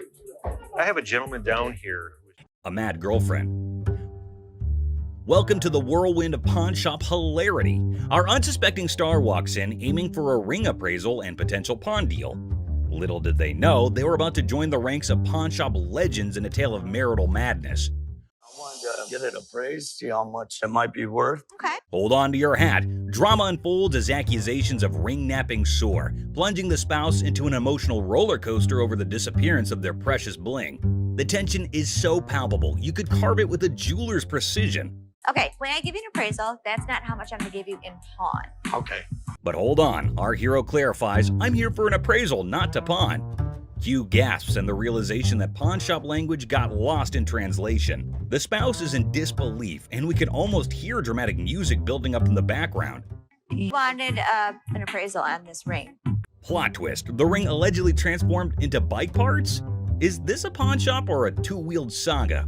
Accusations fly faster than a speeding bike, plunging us into a marital showdown. Why'd you take my ring? Echoes through the pawn shop halls. Why'd you take my ring? Well, I wanted to see how much it was worth. Our hero is left flabbergasted, caught in the crossfire of accusations and domestic mayhem. I just wanted to know its worth, they exclaim, trying to defuse the explosive situation. But alas, emotions rage on. Yesterday you said you needed bike parts and didn't have the damn money. And all of a sudden you got my damn ring. Unexpectedly, a wild punch appears. The spouse transforms from the drama unfolds. They assert their right to park no matter the odds. Suddenly, I'm patiently telling you, dude, park your spots out. Meanwhile, our hero, undeterred, asserts, I'm not going nowhere, as if the van gods themselves had bestowed upon them a divine parking mission.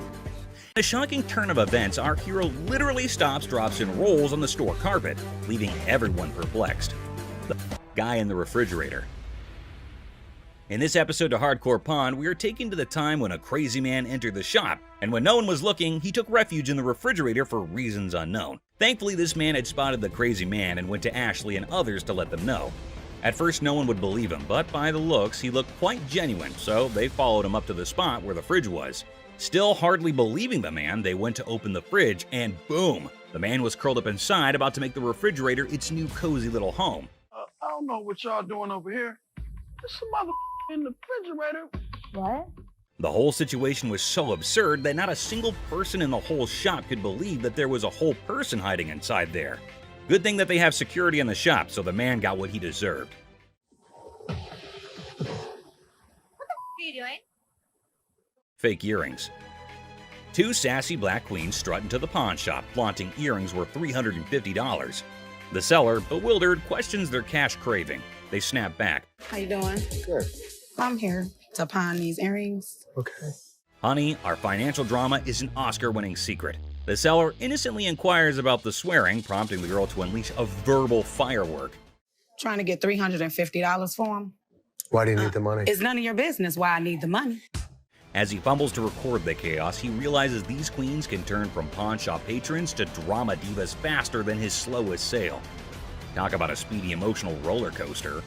Why are you swearing at me? Because you asking me why I'm coming in here to handle my business. In the midst of the jewelry saga, it's a linguistic roller coaster. The seller's ears are bombarded with jewelry, loan me my money, and a kid-eating crisis. What does my sign say? Jewelry and loan. This jewelry, loan me my money. I got to feed my kid. The drama unfolds faster than a soap opera, leaving him nervously counting non-existent diamonds. Talk about a pawn shop sitcom. Man, you getting on my nerves, dog. How'd you get You this? ain't even looked at my Do you know that these aren't real? In the sizzling pawn shop showdown, the women insist their earrings are as real as their sass. The seller, sweating in the La Cote, tries to diplomatically handle the diva duo. It's a battle of bling, attitude, and a heat wave, all under the watchful eye of leather-clad thermometers. Comedy gold. How the you gonna tell me just by looking at my that they not real? They're not real. As the Queen of Sass declares her exit, she throws shade like confetti. Insults rain down, targeting the seller's wrinkled-up hair and questionable fashion choices. With a parting shot about a jury and long bow ass, she exits, leaving the pawn shop in stitches and the seller questioning his life choices. I ain't leaving this till you give me my money. I need my mother dead. Coloring book. Ashley enters confidently, challenging authority. Seth tries to manage the chaos. Tension rises as they clash, leaving everyone puzzled. Don't come in here thinking that you know everything in your like. I didn't know you anything. should go off and like run back to Hawaii where you bought that shirt. Unearthed gems, a JFK coloring book from '62, and a Frank Zappa one from '82. Mom's surprise drawer is found. Now, the shop's in for a laugh, unraveling the tale behind these quirky relics. Hello. Hello. I have a John F. Kennedy coloring book from 1962 and a Laugh out loud scene as the seller confesses to buying a Frank Zappa coloring book at 25, never cracking it open. Now, with 3 daughters in college, it's a hilarious quest for cash. The quirky relics become the center stage for a funny exchange in the pawn shop. So why do you want to get rid of it since you loved him so much? Well, I have 3 daughters in college and I need money. The negotiation dance continues as the seller justifies prices, leaving room for haggling. Tension rises comically as the buyer feels snapped at. The shopkeeper offers a research break, declaring, "I'm not in a hurry," in this pawn shop sitcom starring quirky characters. Okay, do you want to give me some time to do a little research on this, You can have all the time you need. I'm not in a hurry. The plot thickens as Ashley discovers the price coloring book online for $8.75, triggering a hilarious spat. I didn't say any of that Can you read that? $8.75. So make me an offer. 0. She hilariously expresses her dismay, accusing the customer of rushing and shoving a phone in her face. I'm looking at the one that he wanted $50 on, and I pull it off, and it says $8.75. The bickering ensues, with both claiming they're not married, adding an amusing layer to the pawn shop sitcom. I have to take him out this way. That's how much he pissed me off. In the ongoing pawn shop drama, Ashley delivers a sassy retort to the customer, suggesting he adds value nowhere and jokes about returning to Hawaii. The banter continues as another worker calls out Ashley for being rude. I think you're disgusting and rude. I didn't say any of that to Can you read that? $8.75. Leading to a comical exchange where Ashley dismisses them to focus on yourself. The workplace comedy unfolds with quirky characters and witty comebacks. Well, you don't add value to the organization. I have one. Well, thank you so much. But the next time you sign my paycheck, you can tell me how to work. Parking lot. Cue the workplace alarm. The notorious parking lot gambler is back, and the office crew is on high alert. With a battle cry of "Let's go get him!" they embark on a mission to catch the elusive man of many lands, or as they dub him, That Lady Pakistan. Office drama just hit the jackpot. What gambling again in the parking lot? Meet Robert Robertson, the maestro of sports memorabilia, introducing himself to Dennis in a pawn shop saga. The plot thickens as he unveils a treasure trove of Detroit Lions autographs salvaged from his sister's basement flood. Forget superheroes, this guy's heroics involve rescuing signatures during a Union picket line water ballot. All right. Here's Robert. Robert, Nice to I'm meet Dennis. you. Nice to Nice meet you. Dennis. Yeah, I got an item here. You might be interested in. In the wild world of pawn shops, Dennis is hit with a first, an NFL labor strike poster. As Robert pitches his Union picket line relic, Dennis, caught between fandom and frugality, contemplates the value. It's a negotiation dance where even the poster's wrinkles have a say, and Dennis dreams of a dad who'd splurge on a heartbeat. What, Steve Backus? This is the first time a guy actually brought in an NFL labor strike poster. Dennis and Seth, the dynamic pawn shop duo, are advised to step up their deal-closing game. In the battle of signatures, Robert's pitch clashes with Dennis's detective skills. It's a showdown of history versus water stains, where even a tear is more drama than a soap opera. Selling history hard, selling water-stained history a comedic challenge. One just like this mint though, and he got $950 for it. Right, so if that was mint, why would you want $1,000 for this? In this hilarious haggling carnival, the pawn shop pros are on their knees, throwing cash offers at Robert for the water-stained NFL labor strike poster. It's a dollar dance-off with Dennis and Seth, and they're juggling 20s like it's a comedy club. In the end, it's 5 20s that win the bid, leaving Robert with a pocket full of paper and the pawn shop crew high-fiving over their historic steal. $75? No way. Offering you just $100 cash money right now would make it. Gold earrings. In the golden world of earrings, Ashley and the customer embark on a carrot quest. The earrings sparkle, but the price tag dims the shine. The customer eyeing the digits suggests a hilarious plot twist, an exchange proposal that could turn this jewelry journey into a comedic barter ballet. I was looking for some gold earrings. You are in the right department. In the dazzling dance of earrings and dollar signs, the customer flips the script with an exchange proposal. Ashley, the jewelry juggler, contemplates the weight of the situation, hoping those earrings don't tip the scales against her. It's a hilarious jewelry version of Let's Make a Deal, where carrots and comedy collide. Well, what we can do is I can take those and apply money towards these. In the comedy club of carrots, Ashley drops the punchline, a whopping $500 for the desired earrings. The customer, expecting an exchange extravaganza, faces the reality check. Okay, so what I can do for you today, I can apply $40 towards these. I paid $500 for those. What do you mean? You can't do an exchange? Ashley, the weight wizard, spills the carrot beans, revealing that these earrings are more featherweight than a dieting hummingbird. It's a priceless jewelry negotiation that has the audience and the scales in stitches. Okay, I can't give you $500. Why you can't? Because it's not worth. In this comedy climax, the customer unleashes carrot chaos, insisting her earrings are weightlifting champions. The tension escalates as she dubs Ashley boo, but a touch sets off a mini drama. I know how much these cost, boo-boo. Because you screamed that you're gonna get you more money, boo-boo. The pawn shop becomes a carrot battleground, and Ashley's final offer of $175 is the punchline that sends the customer storming out, leaving the jewelry saga in a carrot cloud of comedy. Everybody else good. Pose made you Fake diamond.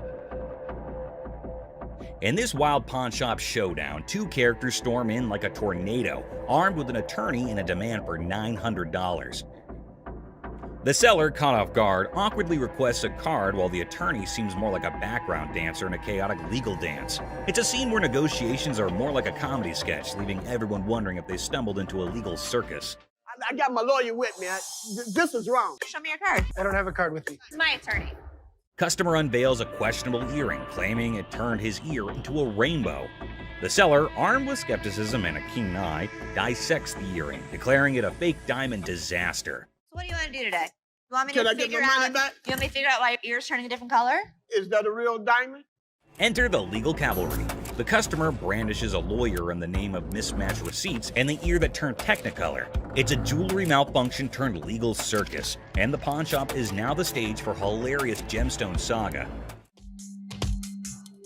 This is not the correct earring for the receipt. Chaos ensues as the customer brandishes a jewelry store receipt like a wizard spell. The attorney, a sidekick in this legal circus, demands a refund for the rebellious earring. The seller, caught in the crossfire, faces threats of escorting and leg knocking, all while insisting they won't budge. It's a legal showdown where the only guarantee is a laugh-out-loud twist around every shiny corner of the pawn shop arena. The earring does not match the description. What you mean? So you saying now I just brought an earring in? The customer, armed with a kaleidoscope ear and a refund demand, insists the seller turn around and walk that butt out the door. The seller, invoking a hint of pawn shop diplomacy, proposes a negotiation dance, but warns, keep your butt back there. Cue the dramatic soundtrack, and it's a comedy in motion. An evil woman anthem echoing through the pawn shop arena. Get out. Yeah, you know, took my money, just sold me a bold earring. Golden State Warrior ring. I just got engaged, and I heard you had a 75 Golden State Warriors ring, and I was thinking that would be perfect for my fiance. This man came into the shop to buy something, which is odd because most people come into the shop to sell something. This man, on the other hand, was interested in Rick's 1975 Golden State Warriors ring, but Rick was unable to but laugh at this. Rocco, will you grab me that ring? Sure. That is a brave man that would give his fiance a championship ring. Even though Rick keeps on laughing, asking why the man is giving a ring like this to his fiance, we understand that the buyer isn't pleased with Rick's antics. So what I did was I brought pictures of another 75 Golden State Warriors ring. The buyer produced photos of another Golden State Warriors ring and attempted to match them, which they did. Then he asked if it was a genuine diamond and if Rick had checked it. Rick told him that the stone was genuine. Perfect. Have you tested the diamond? Oh, yeah, it's a real diamond. It's a real diamond, okay. The buyer then proceeded to use his own tester to determine whether or not the diamond was genuine, as he was a collector and dealer of sports memorabilia himself. But as he went to test the diamond, it didn't pass. It's not testing. That's because you have a really cheap tester. So Rick stepped in with his own tester, which of course revealed that the diamond was genuine. Even though Rick was irritated by the whole thing, he chose to be courteous to the man. First fine on mine. Okay. I will trust that. The buyer requested for the amount after the ring had been tested, which Rick believed to be $11,500. The purchaser, on the opposite hand, had a budget of $5,000. Any 11 grand, that's what I can do. That's your bottom line? Yeah, okay. Best price. Because Rick refused to go any lower than $11,000, the buyer was forced to leave the business unhappy and empty-handed. I didn't think he was going to go 5,500, but I thought, he'd work with me a little bit, but he seemed like he wanted to punch me in the face. Wells Fargo's safe deposit box. What do we have here?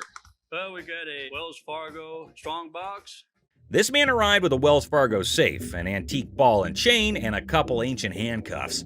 The seller was asking roughly $2,000 for everything in the package. All right, well, tell me about these things. This ball and chain right here actually comes from the human prison. It's the oldest prison in the state of Arizona. Folsom Prison was Arizona's oldest prison, and the handcuffs belonged to it since the late 1800s.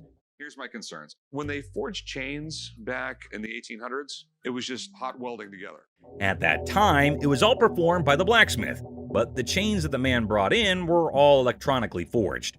Not only that, but Rick had another major problem. Never in the history of any prison did they ever have their name put on the balls.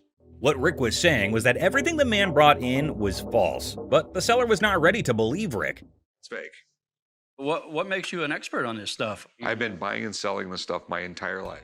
Even if the contents of the package were phony, there was a chance that the box itself was not. So Rick made a deal for the box and left the rest. Box, I'll give you $400 for it. I want $1,200 for it. No, you don't. And the transaction was completed for $400.50. The seller left, and Rick subsequently decided to consult with an expert about what he had purchased. Okay. 19th century strongbox, Wells Fargo. Following a thorough examination of the box, the expert asked Rick the following question. First things first. Have you already bought this? The box was just as false as the other items Rick did not purchase, and the expert agreed. It's a complete fake. Damn it, Rick. Mystery guy.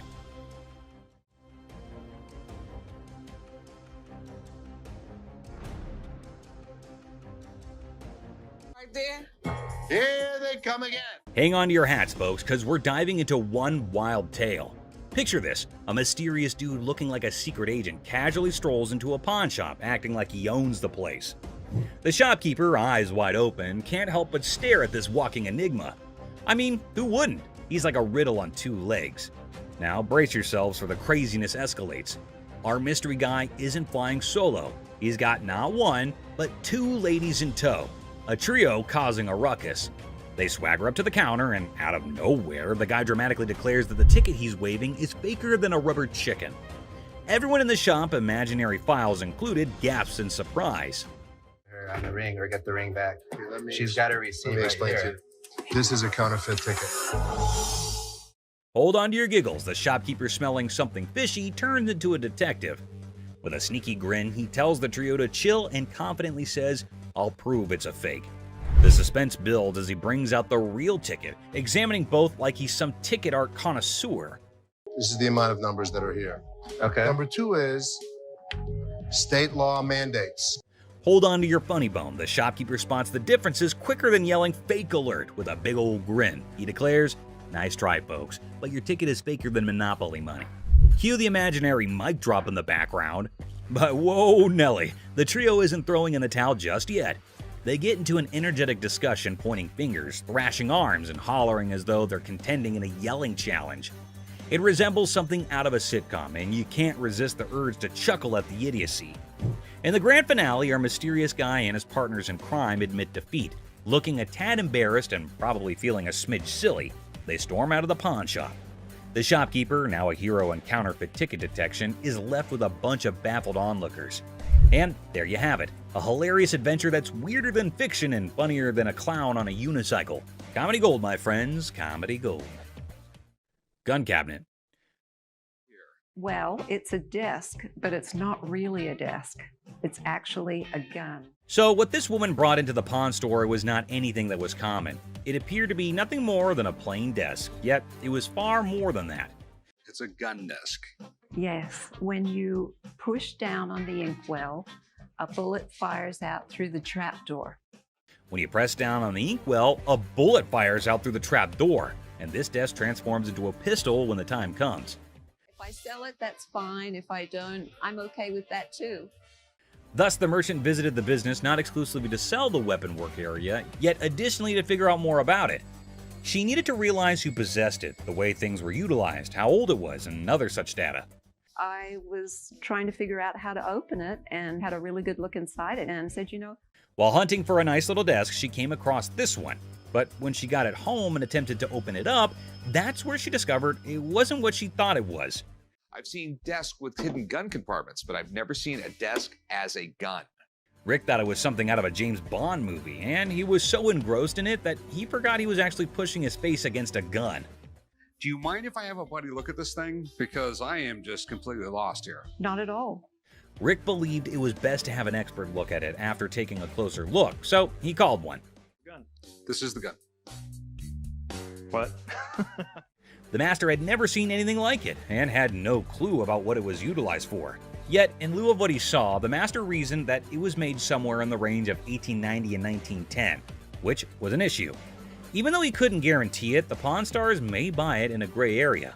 Bring it to a gunsmith and have him professionally deactivate the mechanism. Then it can be legal to buy and sell. The only way to buy and sell it legally is to take it to a gunsmith and have him deactivate the mechanism. Only then can it be simply and legally acquired and sold. I wish I could help you out more. It's just one of those things. Thanks for bringing it in. Oh, you're welcome. Orange Bowl ring. I decided to come to the pawn shop today to sell my Penn State Orange Bowl ring from 1973. This individual then brought in an Orange Bowl ring from Penn State in 1973. He was in the shop trying to sell it since he needed the money for upgrading his house, and he reasoned that it must be valued at least $1,500. Where'd you get this? You know, I went to Penn State and guy down the hall played on the team, and he needed some money, and I bought it back then. The seller claimed that one of the team members needed some cash and that the only thing he had was that ring. Thus, the man paid him the necessary funds and purchased this ring. You know, it was Jeff Clark. He didn't play too much, but he was an outside linebacker for the team. This particular ring belonged to a linebacker named Jeff Park, who was a member of the squad even though he didn't play much. What are you looking to get out of it? I'd like to get $1,500. Okay. Just as he previously stated, the man wanted $1,500, but Rick needed to examine the situation more carefully before making any moves to get the ring. It was then that he discovered that the ring had a problem. The price is reasonable, but it's illegal for me to buy or sell anything when any identifying mark has been removed on an item. The ring was cool, but it was also reasonably priced considering that the engraving makes it completely identifiable. It was no longer lawful for Rick to purchase or sell this ring after the engravings were taken out. I'd be more than happy to buy it off you for $1,500. Problem is, it's like buying a car without a VIN number. The seller was a little confused as to how the removal of a few inscriptions might make the ring illegal to purchase or sell. As a result, Rick and Corey had to thoroughly explain everything to him and let him know that despite their best efforts, they're unable to handle it. All right, dude. Okay. Sorry I couldn't do nothing with it. Okay. I know 1,001 people I could have sold this ring to and made a fake bill. I have some political memorabilia, the Secret Service ID for J. Howard McGrath, Attorney General of the United States. This individual entered the pawn shop with a $10 bill that had several signatures on it, a White House pass, and several Secret Service IDs. He estimated 1,000 figures for each of these items, but before beginning to negotiate, Rick needed to learn more about them. He was the chairman of the Democratic National Committee when Truman ran for president. Rick was prepared to strike a deal after briefly discussing J. Howard McGrath, the Attorney General of the United States, and how influential he was in Washington politics. But there was a small issue. You got some neat stuff here, and these three things right here, I really want to get checked out. Rick checked everything and concluded that not just the dollar that the man had brought in was counterfeit.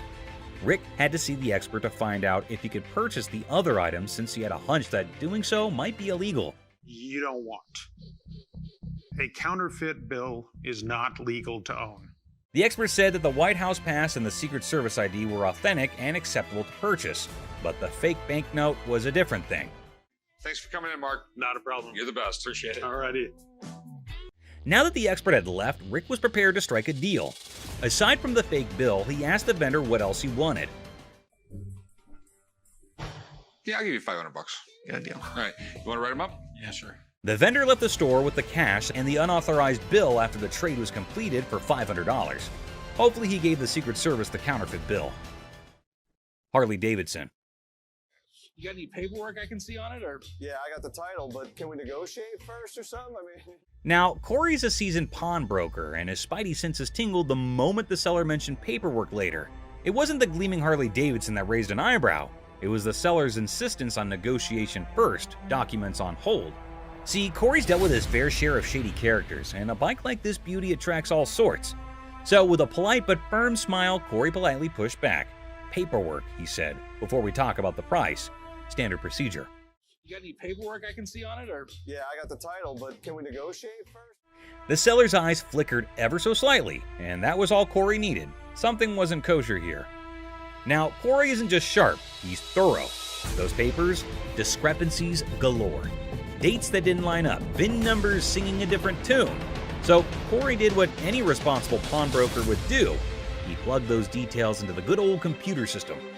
What he found sent chills down his spine. Corey knew right then this wasn't just a sale. It was a potential police sting waiting to happen. Sure, the Harley was a head-turner, a chrome-plated masterpiece that could make angels weep. But for Corey, business wasn't about shiny toys. It was about integrity, about doing the right thing. And the right thing in this case meant making sure this beauty wasn't a stolen dream, someone else's heartache wrapped in leather and chrome. So, with a heavy heart and a clear conscience, Corey had to do what he had to do. Walk away from the deal, even if it meant letting that Harley roar out of his life and into the unknown. iPhone. I just got this phone that I bought here like 2-3 days ago, and this don't work. The bell above the pawn shop door jangled, and in walked a man clutching a sleek black phone. He announced, smooth as silk, that this beauty was a recent purchase, now sadly broken. The camera don't work. It keeps freezing and like that. He claims that it's just too irritating to use because the phone freezes frequently and the camera doesn't function. Download a camera function? No, it clearly got a camera. Why would I have to download it? When it was questioned if he had downloaded the camera feature, he became very irate. If he's telling the truth, then why does this inspection set him off? And why was he even being questioned about getting the download? That isn't how it operates in any case. You got your receipt? No, I ain't got it with me. I ain't bring it. First of all, we don't sell it. We can decide right now whether the client is attempting to misdirect. Rich, the seasoned pawnbroker behind the counter, felt it too. That intuition honed by years of dealing with all sorts, that sixth sense for trouble, it was screaming at him. This wasn't just a customer with a broken phone, it was a game, a play in progress. As soon as you give me that receipt, I can see what I can do for you. I don't have my receipt. I just clearly told you that, man. Clearly you told me that. So Clearly I have we to tell need to you either fix this that or... without the receipt, there's nothing I can do for you. Rich yells, "Are you messing with me, man? You came for a new phone, but you don't have a receipt?" However, the man persists in insisting that all he's asking for is another phone. If he said clearly one more time, I was going to clearly have to knock his freaking head off. We're all aware that Rich needs the receipt. You, my man, are not. Who sold the phone to you in the first place? Somebody. He here. When questioned who exactly had sold him the phone in any case, he quickly pointed at any random employee. But we haven't had one of those up for sale since I've been here in 6 months. I mean, I just seen you in 2 weeks. Furthermore, it appears that the youngster he pointed at didn't know why he was being called for. Thank you very much. I appreciate you coming on over here. You can go back to selling that computer. All Rich knows is that it's an iPhone, but he's more irritated by something else. What's more, clearly it was working out. Can you go show him how it works? Take a picture out in the parking lot. And then, like a burst dam, the story spills out. The phone wasn't his. The purchase was a shady deal in a back alley. The frustration wasn't with the camera. It was with the consequences. The cold sweat of a gamble gone wrong. With a sigh, Rich ushers in the man and his broken phone out of the shop. The heavy silence echoing their unspoken pact. The truth had been told, the game was over. That's all for our video. We hope you liked it. Please comment, like, and subscribe. Don't forget to hit the notification bell for more videos like this. Share it with your family and friends. See you next time. Christina stealing money. Here's something curious happening. Les seemed to be very angry over that man. Don't know what that man was doing there and what he had done, which made Les angry. Let's see what will happen. Ant stole the leftover money. Everyone there is so angry. What is going to happen now? Les is curious as he is sure that Christina cannot do this kind of stuff alone. There must be some other people supporting her in his play. Les is taking it to extremes and asking again and again if there's another one with her. Have you been working with any other employee? No. All alone without any knowledge of anybody else stealing from us, correct? Oh God, he asked her to send her to jail if she did not speak the truth. Oh my God, things are getting worse. She's not telling anything. Mother-daughter fighting. So there's a woman coming with her daughter. She showed some pieces of bottle in her collection of stamps. According to her, it is worthy, but actually it is not. Les asked her that it is not that worthy. Oops, the mother got angry at Les. Because for her, they are worth everything. What will happen now? So what you got? I got some really expensive stuff. Show me. Oh my god, the daughter charged a fire against her mother. You better don't. No, you. Girl, what the hell wrong with you? She triggered her and insulted her for her useless collections, and oh my god, look, they're about to have a deadly fight. Oh god, the mother scratched her daughter. Les is stunned. They don't want. Get the off my. What the is wrong with you? The mother and daughter are having extreme fighting conditions. Everyone around is watching them.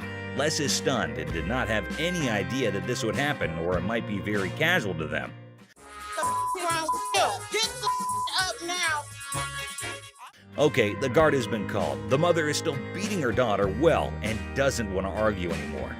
Both are screaming at each other. The security guard is letting them out. Oh my god, how embarrassing and strange it is to see mother-daughter fighting like that. The security guard gets them out and everyone is laughing at them. Astonished Les. I had to intervene. Okay. You don't know who the Man threatening Les. So a man entered the pawn shop and headed straight towards Les. Seems like it would be a happy deal with that cool customer. Okay, the man had an anniversary today, and so both are sharing some joys together. Seth and Les's fight. Les and Ashley seemed to be discussing some serious stuff. Felt like something serious had happened. Giving a 40,000 square foot free-for-all back there? That's no policy. What do you think brought us to here, Seth? But Seth is not getting anything. They are having a fight. Owner of the shop better than him. Les is stunned. Everyone around is listening and is terrified of what will happen now. It's outdated. I can run this place better. I know exactly what needs to be done. I want the opportunity to run this place. Les is going to take everything very seriously. God knows where that anger will lead both of them to. Les is tailoring Seth that he cannot do anything, and without Les, the pawn shop would close. No one can run the shop better than Les. But things are not getting cool. Seth yelled after Les and got out of the cabin. Ashley, listening to all this, is making fun. God, it is not that serious. Well, Les in his anger was constantly getting furious over that debate. Man got beaten by Les. Well, people, there came a black young boy towards Ashley's counter. Ashley asked him, "Greetings. So, is he here to sell something?" So you want to just pawn it, right? Because you want to be able to get it back? Yeah. How much are you looking for? Is this enough to pay rent? Hope so. It will be a good deal for that man, until or unless something happens. He is here to sell the ring of his grandmother who just passed away. Well, a really sad news, but it won't affect the deal because business is always a business. He wants to sell this ring to have some money in order to make some funeral arrangements. Well, whatever the cause is, Ashley checked it out, and to surprise, it wasn't real. Do you have anything else? Because this unfortunately is not real. It is a fake gold, so it can't make money. This statement made the man angry. He started shouting how strange and creepy it is. He should not react this way. If the ring is not real gold, it is not someone's issue. He should take it out with himself. He started yelling at Ashley, and Ashley is just controlling herself. I need to speak with somebody else because you irritate me flat out. She does not want to create some mess, but he's not stopping.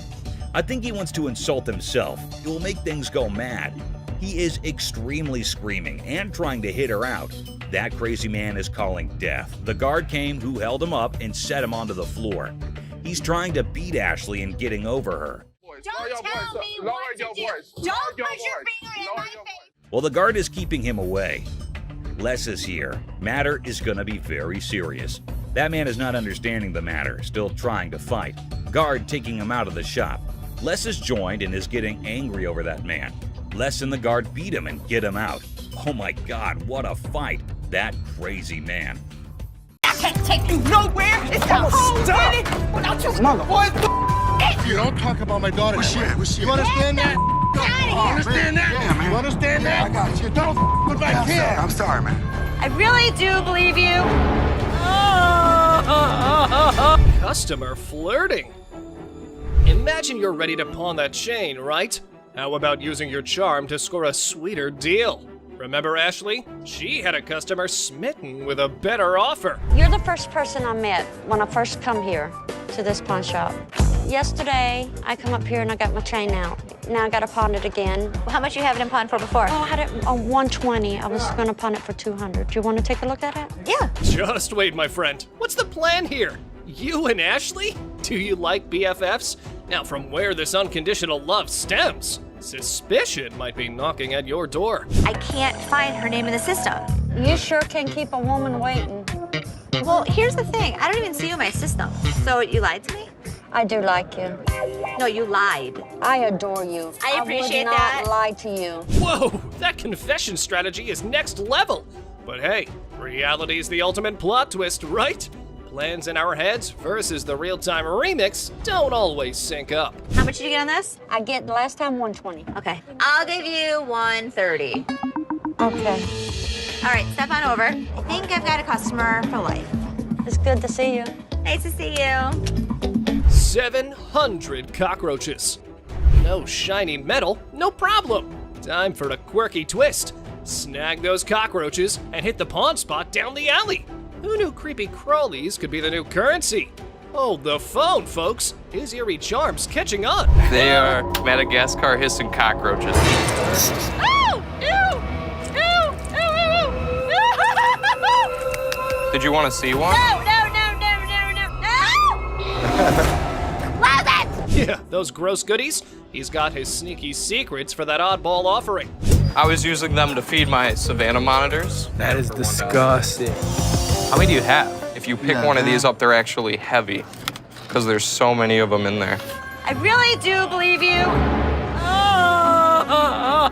Seriously, bro, we're talking a buck a pop. Those things are tough to sell, even as giveaways. It's like offering a lifetime supply of, well, nope. You better take them back home. I wish I had somebody that needed them. Thank you very much. I'm sorry.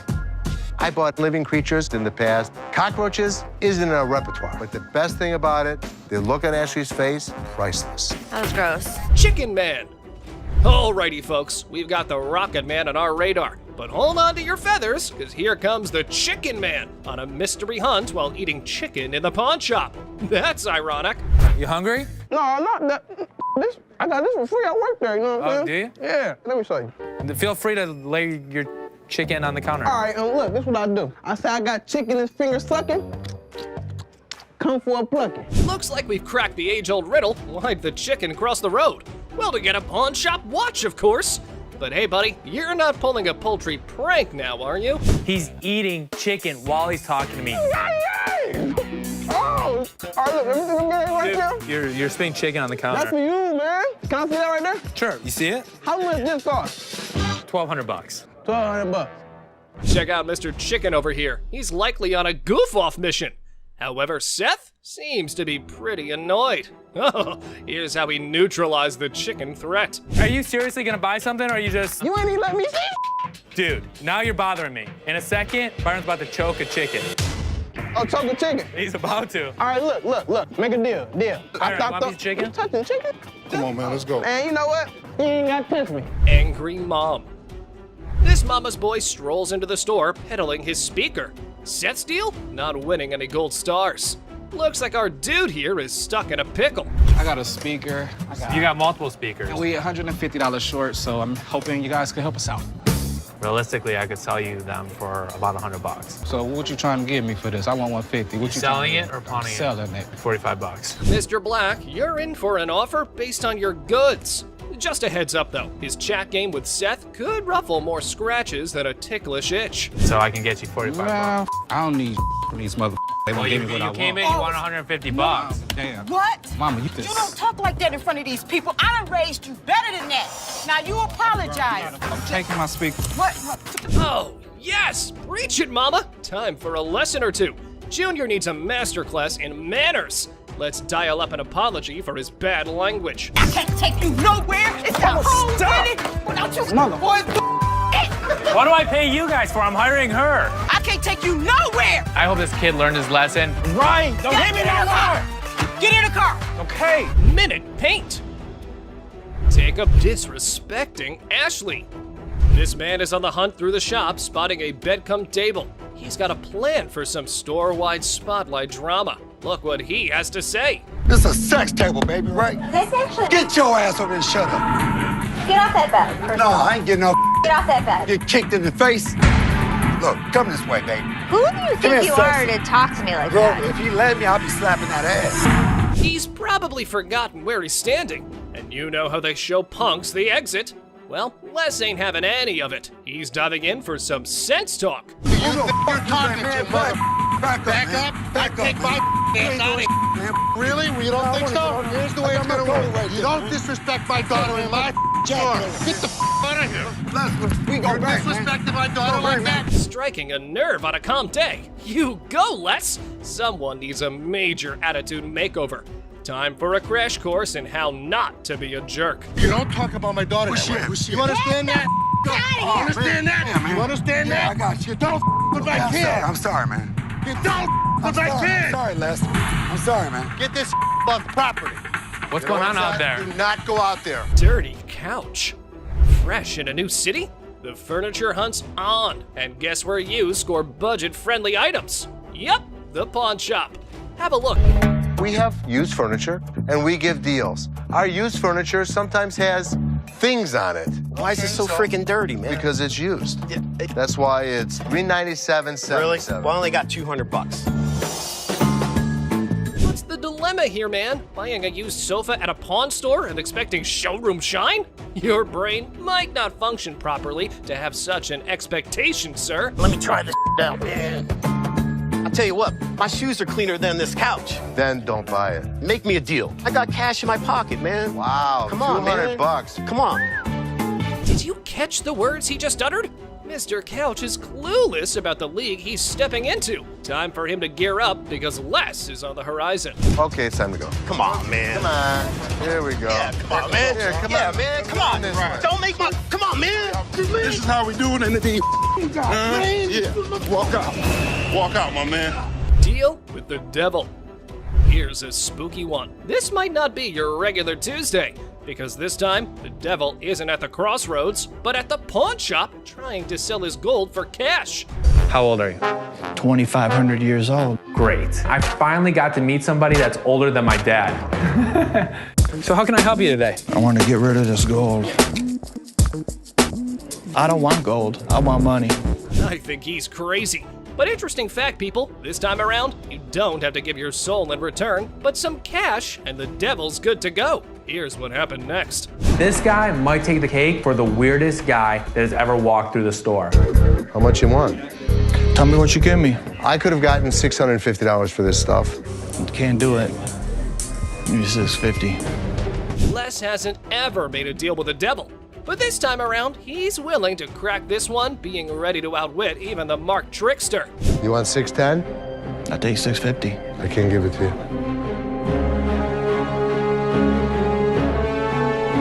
I guess we don't have a deal.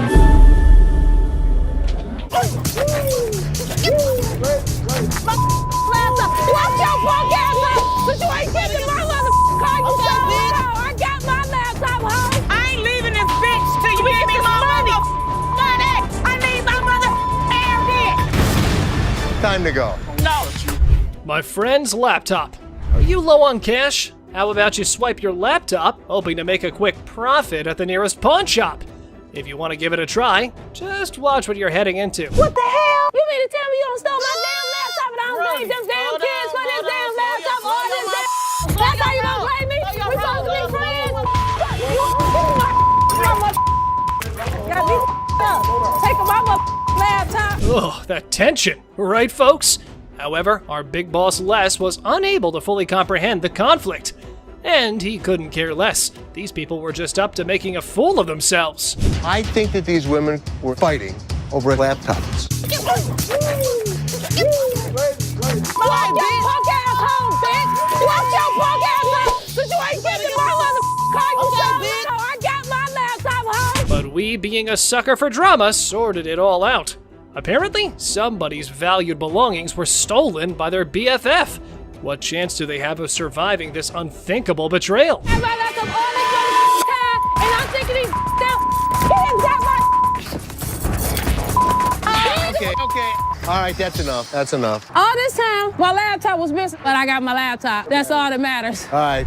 Earring error. In the dazzling world of pawn shops, we find a woman aiming to part ways with her prized earrings.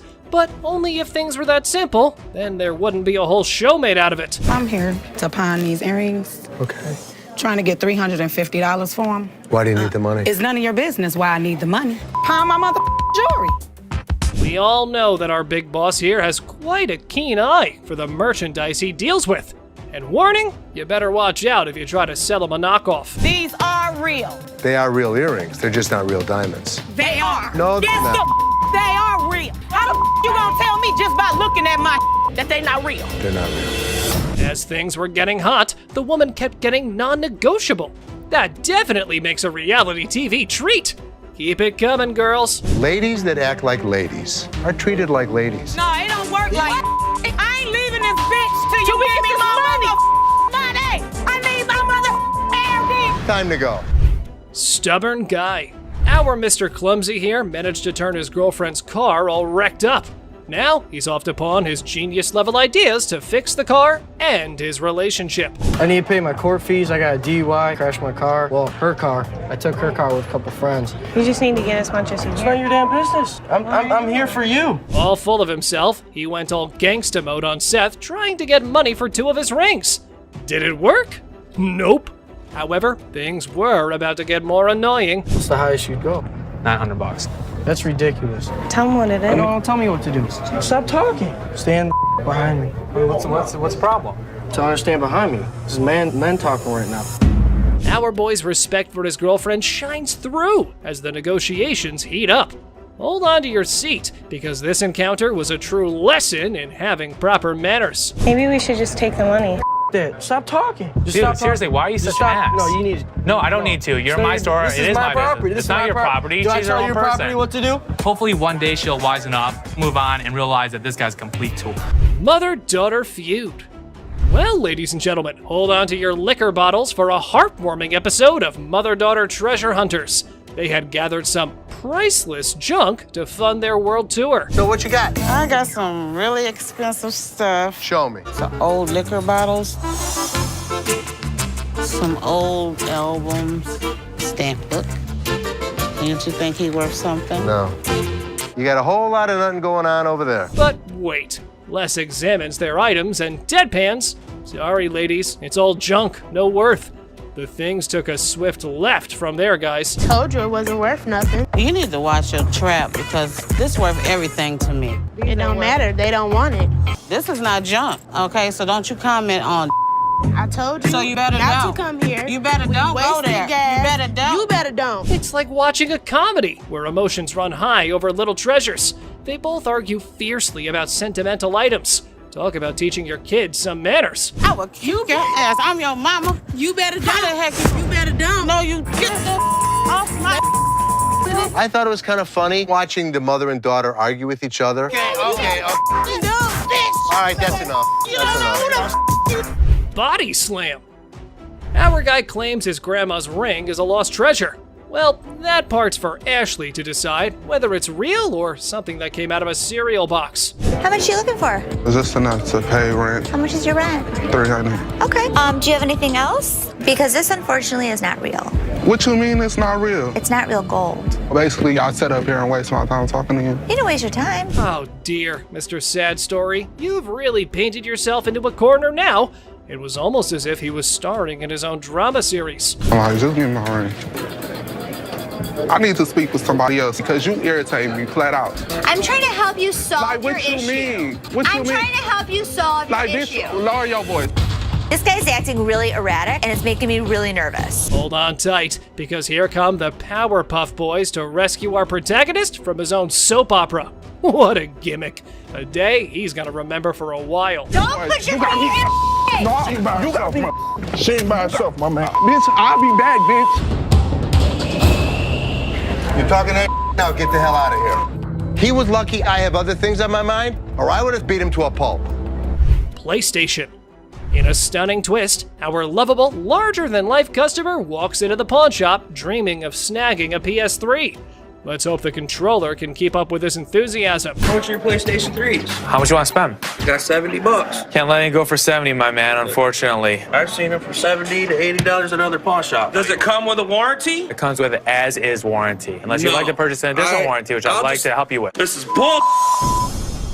Our six-pack gamer needs some physical exercise rather than video games. Mirror, mirror on the wall, who needs a jog more than them all? I need a PlayStation 3 for $70. I sell them for $100. That is ridiculous. All I got is 70. I want somebody else to talk to around here. Well, there's only gonna be one other person you're about to talk to, and if you keep your voice raised like that, we'll be more than happy to speak with you. And here's where you might consider scheduling that eye wash.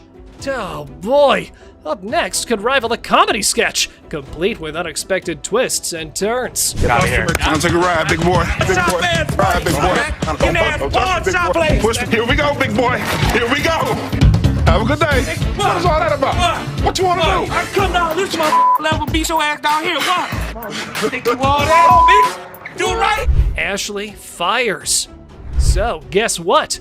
There was a worker at the pawn shop who some folks thought might be stealing stuff. Ashley got wind of it and had a little investigation on her hands. You said you wanted to know if Tressa asked me to put anything else on the internet? Yeah? Well, she did. She did? Another watch. Are you kidding? Nope. I'll take care of it. Don't even put it on the internet. Okay. I have to check with Brian first to see if Tressa got permission to pull the watch from the display case. Right when Ashley was busy being a detective, the sneaky thief decided to drop in. What wonderful timing! Well, since you're here, time to do some explanation. I didn't ask him to put it online yet. I didn't ask him. So he wouldn't just offer it? Right. You said to come to one of you guys. Well, before I would have bought it, I would have came to you But guys. you already asked him to put it on the internet. No, I said, was it a possibility? I pulled it out. Okay, you went around the bush and kind of asked him. No, I'm still not 100% sure if I wanted to buy it. Alrighty then. You're going home because you were not hired to make CEO-level decisions. But wait, there has to be more about this situation. You're fired. It's fine. That's fine. I said I wasn't even sure if I was going to. It's fine. I literally told everyone that you weren't as big of a bitch. I was wrong. Excuse me? Get the out of here. Get out of here. Let's fight. Another aspiring pawn shop star enters the scene, ready to sell his treasure. Grab your popcorn, folks. This show's just getting started. Yeah, man, I'm trying to see how much I can get for this. I'm trying to get at least $100 for it. $100? Yeah. I won't even be able to sell it for near that. So how much can you give me, man? $20? $20? What the hell you mean? I'm more or less helping you than anything. Man, I'm gonna need more than $20 for this, man. Of course. They're giving you exactly what it's worth, aren't they? So just take the money and run. But anyway, here is how our man decides to handle the situation. I need my money. I I'm gonna need understand. at least $100 for this. You paid $200 for that, I overheard? Yeah, I mean, Really, you paid $200. I'll sell you like 4 of them. Why would I want to buy? I'm trying to get money for it. I've been waiting in this line for an hour. I need more than $20. Why is there more staff out here? Well, folks, things took a nosedive when our beloved Les decided to make an appearance. It was like wrestling mania at the pawn shop. Damn! What the you gonna do, old man? Who the you calling him? Really, mother? I got this. More than $20. Get out. Time to go. You. I've been waiting for an hour. Really? Me? You. Yes. So what do you want to do? He would tattoo our logo on his body. There's nothing I can do for you. You better be lucky I can't beat your man. Ladies and gentlemen, get ready to dive in the world of hardcore pawn, where we'll witness a parade of jaw-dropping idiocy as we follow the unbelievable antics of both customers. So buckle up, because this wild ride is about to redefine what it truly means to be an idiot. We've got another day of non-stop entertainment lined up, and you won't believe the characters we encounter. Today, a real gem walked through those doors. This guy, I kid you not, strolls in without a single thing in his hands. The suspense is killing me. What on earth could he be after? Brace yourselves, because this one's about to blow your mind. So a guy comes in asking to tattoo their logo and get paid for it? Now, I won't sugarcoat it. This idea might come off as a tad bit idiotic, but hey, different strokes for different folks, am I right? I don't think that this guy was thinking through this. My dad wouldn't get it done, so why the would this guy get it done? Guess what? Ashley ain't exactly blown away by this whole thing and finds it pretty dumb if you ask me. Just when you start thinking he's all about giving props to the shop, it turns out he couldn't care less. You got any tattoos underneath? Holy moly. This dude means serious business, I tell ya. Brace yourself for the mind-boggling price he's demanding for that tattoo. Well, I'm looking in the range for about $1,000. $1,000. Yes. He is so crazy for that. Now we're in a bit of a pickle trying to figure out who the real idiot is, him or Les. I mean, this guy is practically selling himself here. Come on, Les, get your act together, buddy. He's gonna have a new tattoo. Wait, you wear a shirt, so you'd be covering it up. No, I wouldn't be covering up. I'd walk around. But here's the moment of truth. Did they strike a deal? Drum roll. Nope, not a chance. This dude wasn't willing to budge below $500 for the tattoo, which kinda makes sense, I guess. But Les wasn't about to cough up more than $250. $250. Can't do it. So hey, at least you didn't end up with that dumb tattoo, am I right? Now get ready for this next woman, cause it's about to get interesting. So this lady is trying to make some money by selling these coats to cover her bills. But honestly, the coats didn't look too great, and neither did her chewing. 415. Is that what you said? Well, I said 400 piece. But Ashley was totally caught off guard by that. And seriously, the price is insane, don't you think? Now she's stepping in, offering some real prices.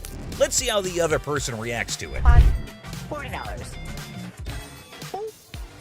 No doubt that's absolutely hilarious. Now they're trying to haggle, but it's honestly gross and distracting when she chews like that. I mean, check out that silly behavior. How's that go? So the bodyguard is clearly here to kick her out, and you won't believe what she pulled off. Boy, I like big boys, yeah. You gonna climb up on you, huh? That was just plain weird. But the next one is even weirder, believe me. And speaking of flirting, this next customer is on a whole new level. She's got a necklace in her possession, so she's not showing up empty-handed.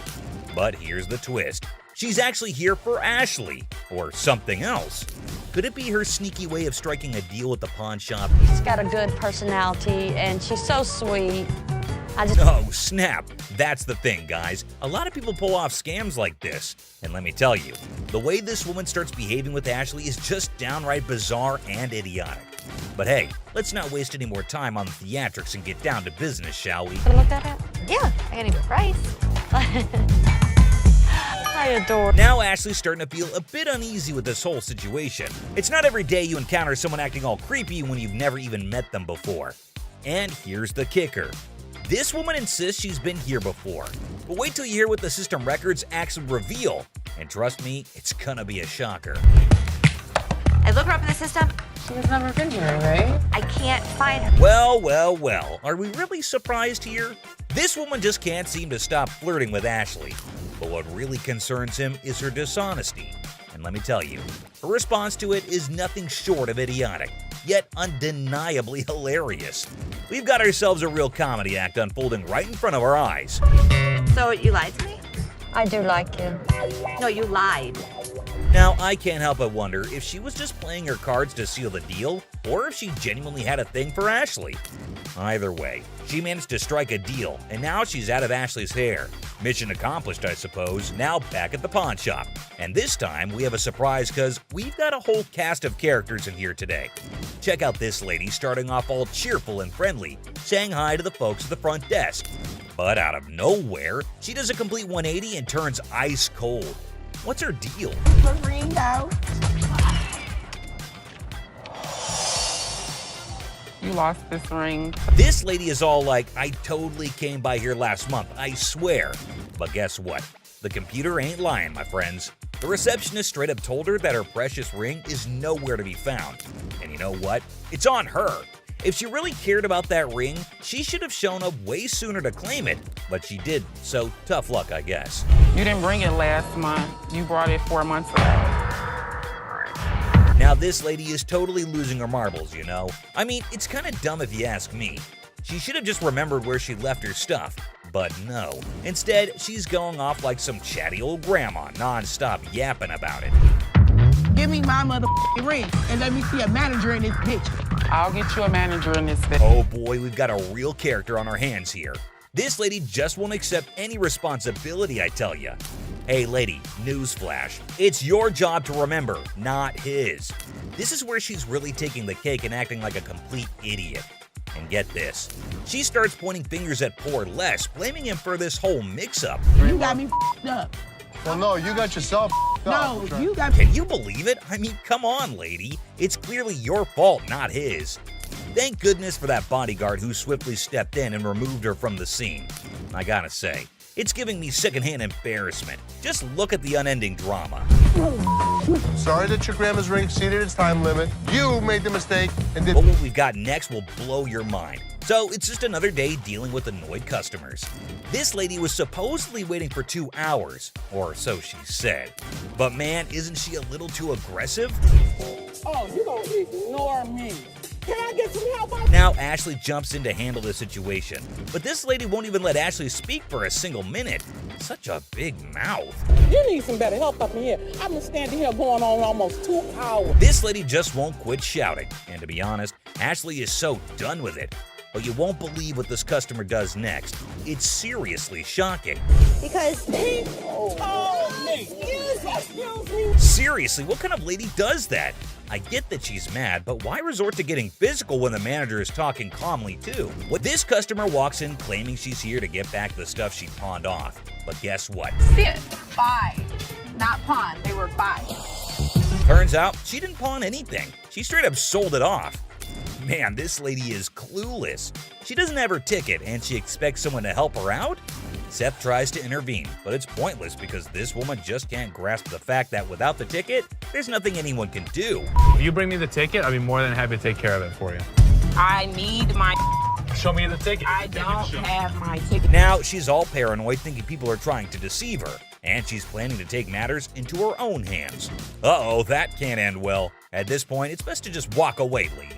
Phone call. A little phone call? I'll be up here to handle y'all Who you having? This lady is refusing to leave until her brother shows up to give the pawn shop owners a beating.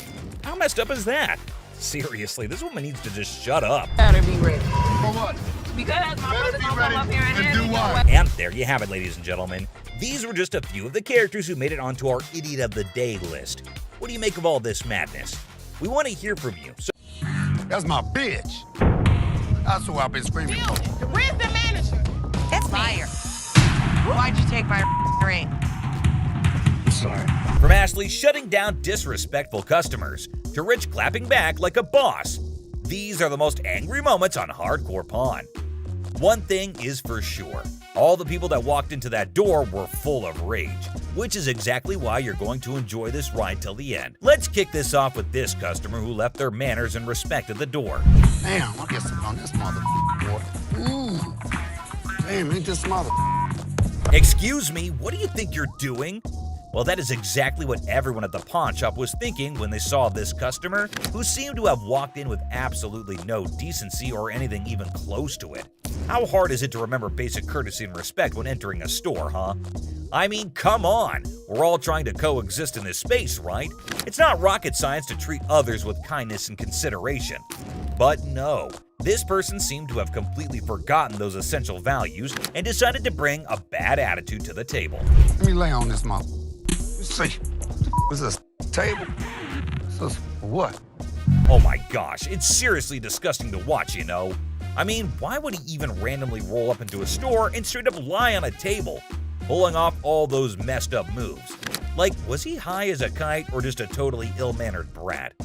And to make matters worse, he kept making everyone around him super uncomfortable. Just slapping the table like it's some kind of sick beat and making these loud, disturbing noises that were totally cringeworthy. It's like, can he not read the room and realize he's killing the vibe for everyone? Seriously, someone needs to step up and shut down his obnoxious behavior ASAP. The store staff or management better handle this situation and restore some peace, because no one should have to endure that level of disturbance.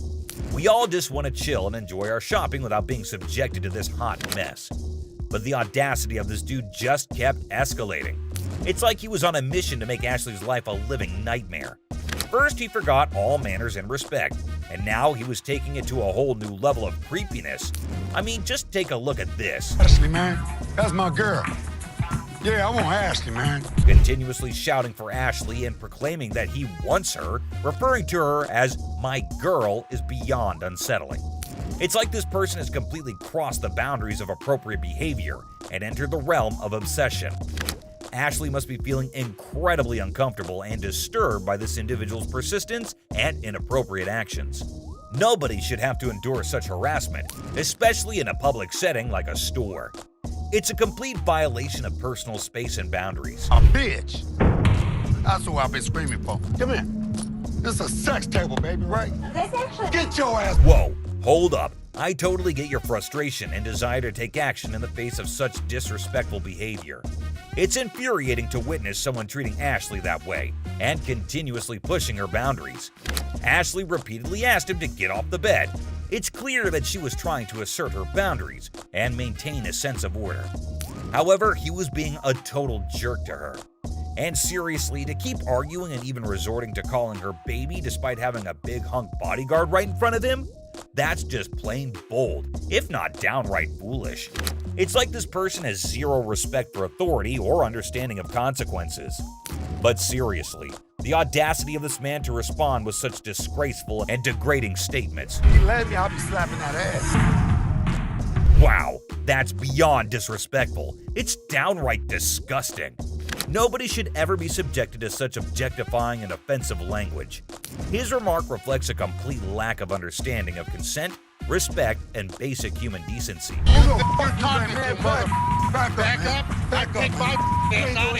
Yeah, that's what you face when you trouble the owner's daughter so much. I'm sure they didn't hit him right away, only because it was being recorded. I swear to God, Les turned blood red in anger and held the man by his collar to show him the way out. Get your hands off. Really? Really or what? We go back, Disrespecting my daughter like that. Time to get out. Oh my goodness, the audacity of that man is absolutely mind-boggling. To openly utter such vulgar and disrespectful remarks in front of Les is beyond comprehension.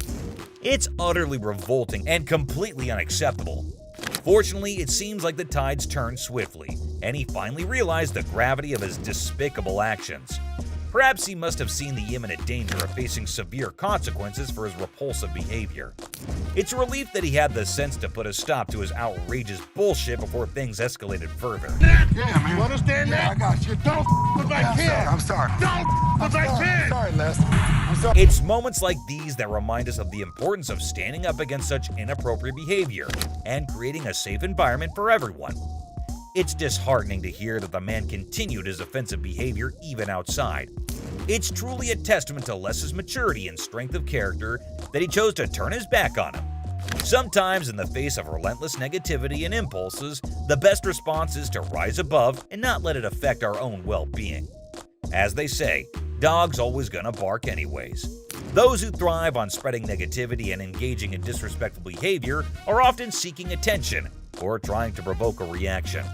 By choosing to ignore him, Les demonstrated his resilience and refused to be dragged into his toxic cycle. This isn't the only time Ashley faced such abuse. This one woman went way out of her line, screaming and verbally abusing Ashley. Who's over you, ma'am? Me. It's somebody that's over you going to give me $500. No, not talking Yes, to you me. are. This woman came in all generous and sweet, wanting to pawn her apparent iPad in exchange for $500 to bail her man. That's a red flag right there, ma'am. Anyways, when Ashley asked her how she estimated $500 to be the value, she was fumbling and gave a very lame reason. Because this is a new gig. So I should get yes. This is She clearly had no idea what it was. Don't worry, I won't leave you hanging wondering the same. It is an Asus transformer, not an iPad, and definitely not worth $500. And pawned items are sold at lower rates so that everyone has some profit. Ashley straight up returns it, but the customer gets pissed at this. She gets really loud and asks Ashley to get the manager. Funny, ma'am, she is the manager. She asks her to get someone above her because she needs that $500. To this, Ashley did the most savagely epic things of all times. She looked around with an air of confidence and said, "Me," asserting herself as the undeniable queen of the room. Oh boy, I bet that moment sent shockwaves through everyone's minds. It was a jaw-dropping, awe-inspiring move that showcased her unapologetic dominance. Talk about a mic drop moment. Ashley truly proved that she reigns supreme, leaving everyone in awe of her sheer badassery. So, I'm gonna ask you to leave. No! I'm not going out my way until you run me mine. Run me. First of all, her voice is bugging my ears so much. The rest of it is just her shouting how Ashley's a bitch, and kept cursing her while security shows her the way out. You don't know me. You don't know me. You do not know me. You threaten me? You're out. You're not. For the last time, good lord, someone please ask her to zip it. And I swear, my poor ears were begging for mercy. But you know what? Kudos to Ashley for taking charge and showing her the exit door. She didn't let anyone rain on her parade and swiftly dealt with the situation like a boss. The store probably let out a collective sigh of relief when she was gone. Dude, just picture the chaos that would go down if your wife found out that you're selling her ring for some sick bike parts. Like seriously, can you imagine? You'd better brace yourselves, cause those punches would be heading straight in your direction. No doubt about it. And there's this next customer who's legit stuck in that exact nightmare scenario. I kid you not. The way he's being treated here is absolutely brutal. It's like a horror show unfolding right before your eyes. Why'd you take my ring? You won't even believe the level of harshness this poor dude is enduring. Get it appraised, see how much it might be worth. Okay. I also wanted to know how much you guys would give me for it. Like as a pawn, and then I pay it. No way. That's one stunning piece for sure. But hold up. While Ashley was breaking down the pawn rules and laying out the options for getting the ring back, guess who decided to make an entrance? The original owner of the item, and trust me, she ain't looking too pleased about the whole situation. Talk about an unexpected twist, right? It's like the universe just decided to drop a bombshell right into the middle of this already intense moment. I can only imagine the mix of emotions and tension that must have filled the air at that very instant. Now, it's going to take some excellent smooth talking and problem-solving skills to navigate this sticky predicament. Let's hope Ashley can handle this unexpected twist like the boss she is and help ease the tension in the room. Why'd you take my ring? Get bike parts? No. No way, dude. You can practically feel the heat radiating from her furious gaze. And honestly, can you blame her? Imagine finding out that your partner was about to pawn your precious ring without even giving you a heads up. All for some silly bike parts. That's a recipe for disaster right there. The sheer disbelief and anger in her eyes must have been off the charts. It's like a volcano of emotions just waiting to erupt. I can almost hear her thoughts screaming, "How could you even think of doing something like that behind my back?" And let me tell you, that kind of betrayal cuts deep. It's a breach of trust that takes some serious mending. But hey, maybe there's a chance for redemption here. If this dude's got any sense left in him, he better step up and start doing some major damage control. But man, it's gonna be a long and bumpy road to recovery. In the meantime, hang tight, my friend, because this roller coaster ride is far from over. Boom! Punches him, and I am dumb. No doubt about it, that punch was a real knockout. And honestly, he had it coming. It was beyond immature and disrespectful for him to even think about pawning her ring without her consent. Talk about a major breach of trust and a surefire way to ignite a firestorm of frustration. But let me tell you, the way she unleashed those two punches, it was like a burst of pent-up anger and frustration exploding in the air. You could practically feel the intensity of her emotions in every swing. She wasn't holding anything back, that's for sure. I can only imagine how fed up she must have been. Sometimes emotions can manifest themselves in unexpected ways, and in this case, it was through a powerful punch. The woman asked Ashley to give her the ring back, and she asked for it quite furiously. Just give them the ring. All right. Thanks. Okay, hold up. Let's get the facts straight here. What Ashley did wasn't some mean girl behavior, alright? She was just trying to get some clarity, you know? She wanted the dude who brought in the item to speak up, but damn, he was in no position to do that at the moment. We can't really blame Ashley for wanting answers. She was just trying to figure out what the heck was going on. It's all about seeking the truth and making sense of the situation. But God forbid the lady was in no mood to talk. She just wanted to drag her man across the store and beat him up later at home. But hey, who knows? With some good communication and a bit of luck, maybe they can find a way to sort things out and make everyone at least somewhat happy. After all, in situations like these, finding a win-win solution is the ultimate goal. Well, he kinda deserves it. I hope he makes better decisions in the future. But Ashley is not the only one who had to deal with some crazy customers. Phone work. It's a simple question. Does the Picture this guy, all dressed up in his baggy clothes, trying to act all smart and cool. Classic, right? So he's claiming that he bought an iPhone from the store like 2 to 3 days ago. But now the camera isn't working and he's seriously ticked off about it. All he wants is a replacement phone. Simple as that. But hold up a sec. Did he bother to bring the receipt? That's the million-dollar question right there. Because you know, without that little piece of paper, it's gonna be a bit tricky to sort things out. I mean, come on, it's like buying a ticket to a concert and then trying to get in without showing it. No can do, my dude. Receipts are like the golden ticket when it comes to returns and replacements. They're proof that you actually bought the item legit and can claim your rights if something goes wrong. Now, assuming he actually did bring the receipt, then it shouldn't be a major issue to get him sorted out. The store can check the purchase details, verify the warranty, and see what can be done about that faulty camera situation. It's all about following the proper procedure and making sure everything is legit. I ain't got it with me, I ain't bring it. So you're telling me you knew you had to get the phone exchanged and forgot the receipt? But Rich says they don't even sell iPhones for $200. So obviously my man over here is a scammer. Rich was very clear that he could look into it, but he needs the receipt. And he kept denying. Yet Rich asked him who showed him the phone so that he could double check. He randomly calls up one guy, and obviously the guy denies, saying they had iPhones on sale 2 to 3 weeks back, and the customer claims that he got it 2 to 3 days back.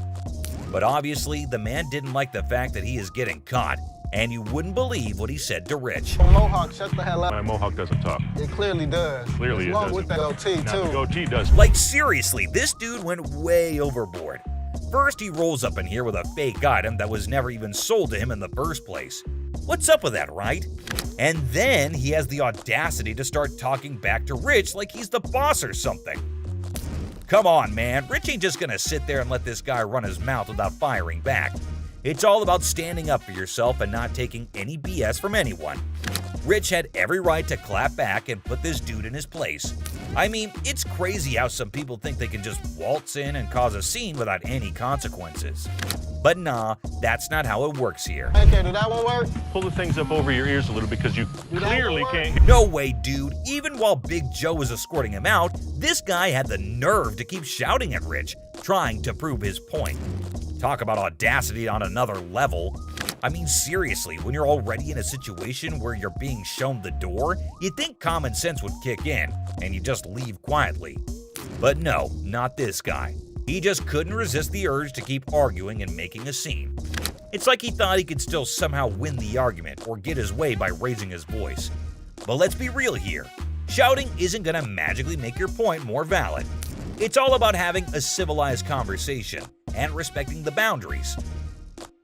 But man, I can only imagine the frustration and annoyance Rich must have felt having to bear all that unnecessary noise. Send me a picture of the receipt from your phone. Damn, my man Rich definitely got that one stitch on his head for a long, long time.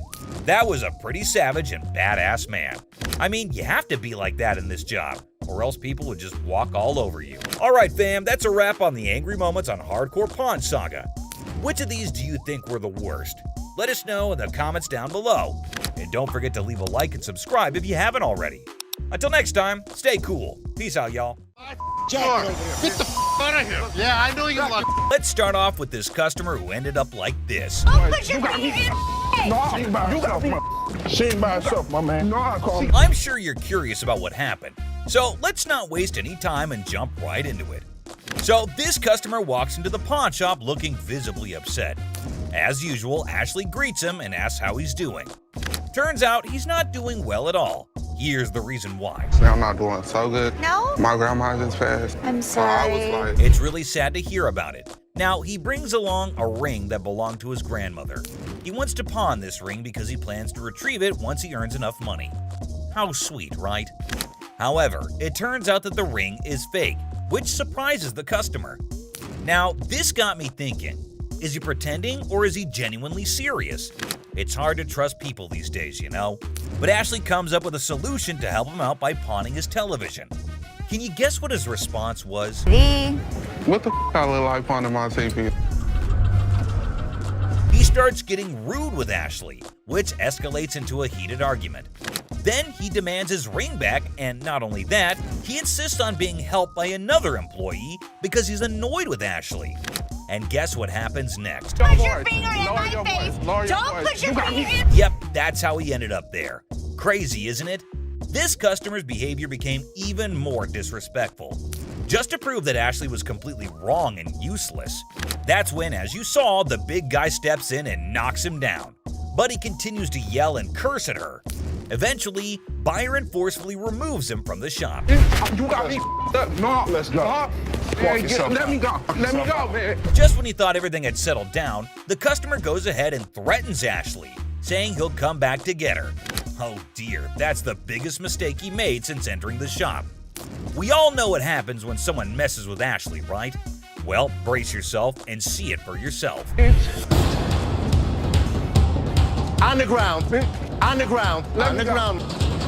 Dang, the customer was literally scared for his life. Next up, it was just another normal day at this famous pawn shop called American Jewelry and Loan, located right in the heart of Detroit, USA. He comes in with his Xbox and immediately tells Les that he needs to get as much money as he possibly can for it. He knew that they probably get a lot of Xboxes anyway, so that does not set him apart from the rest of the regular customers. He reveals that he needs as much cash as possible, and it is all for his girlfriend. Why this? And get this, they're accusing her of being involved in, wait for it, prostitution. Yeah, you heard that right. Is this guy delusional or are the cops mistaken? And here's what they had to say to justify his beliefs. And Les was clearly not here for his unreasonable demands. Take a look at his reaction. Well, at least they wished him a good day. Moving on to the next. You talking to? Alright folks, let me set the scene for you. We got Sharonda and her son Deontay strolling into the pawn shop. You see, it's Sharonda's birthday, and she's all about treating herself to some classic, fabulous jewelry. The helpful employee trying to assist Sharonda in finding that perfect piece, only to discover that they're as fake as a $3 bill. And let me tell you, he is not a happy camper. Poor Seth, the pawn shop employee, gets hit with some seriously rude behavior. But here's the thing, folks, that employee was just doing their job. It's a classic case of drama and tension in the workplace. This time, Michael approached Ashley and tells her that he has a mink coat for her. She immediately asked him if he had brought it in before. And finally, down to the #1 worst customer. This customer was being disrespectful and disgusting at the store, and someone finally put him in place. Whew. You understand that? I got you. You don't with my kid. I'm sorry, man. You don't with my kid. He walks in and notices a table and immediately just announces to no one in particular that somebody needed to come to help him out with it. That's really not a nice way to ask. Jeez. Take a look at how he was behaving. Let me lay on this mother. You see, was a sex table? So for what? He was being very crude, and Ashley notices his presence there very quickly, especially considering how loud he was being. He again keeps shouting for someone to come help him, and then, you won't believe this, but he asks for Ashley in person and says she is his girl. Take a look at what he was saying, or rather shouting. Ashley, man, that's my girl. Yeah, I want Ashley, man. Oh boy, get a load of this, guys. Ashley was absolutely disgusted by what was going down. Turns out this dude we're talking about is a regular at the store, and he's always spewing disrespectful comments left and right. But here's the twist. Most of those nasty remarks are aimed right at Ashley herself. Can you believe it? But wait, there's more. This time, he's taking his craziness to a whole new level, and Ashley's never seen him act this bonkers before. He asks her what the table cost, and when she tries to reply, he says something completely horrible that caught everyone's attention. What you want for this table, girl? Get your ass over here and shut up. The moment she spots this guy on the table, she's like, yo, get off, dude. But he's not having it. He keeps telling her to shut up or get lost. That's when the bouncers step in, swooping in like superheroes to have her back in a flash. But here's the kicker, my friends. Even after all that, he still won't quit with the rudeness. He's talking down to her like he owns her or something. And let me tell you, she's beyond upset. She's furious at the way she's being treated just because she's a woman. Take a look at what he's doing in the store. No, No, you Josh. be quiet. Look, come this way, baby. Who do you think you are to talk to me like Bro, that? if you let me, I'll be slapping. Yo, hold up, people. Leslie catches wind of all the chaos and rushes in to see what the heck is going down. And let me tell you, he's in for a major surprise. When he hears just how incredibly rude this guy is being, he straight up loses it. It's time for a full-on showdown. And let me tell you, this customer is in for a world of hurt. I mean, seriously, who would even try to mess with Leslie, especially in his own store? It's about to go down, my friends. Over how Look, I ain't even looking at this mother. Do you think you're talking to, mother? Back up, man. Back up. I take my Leslie has reached his boiling point. He simply couldn't tolerate how this disrespectful dude was treating his own daughter anymore. Enough was enough, and he was ready to put a stop to this nonsense once and for all. Brace yourselves, because things are about to get real intense real fast. Without hesitation, he grabs the guy by the neck and firmly tells him to get the heck out of the store. And let me tell you, it's not gonna end peacefully. And that's a wrap, folks. We hope you enjoyed diving into the world of hardcore pawn. If you want more jaw-dropping stories and crazy confrontations, be sure to hit that like and subscribe button, and stay tuned for more epic episodes. Until next time, guys.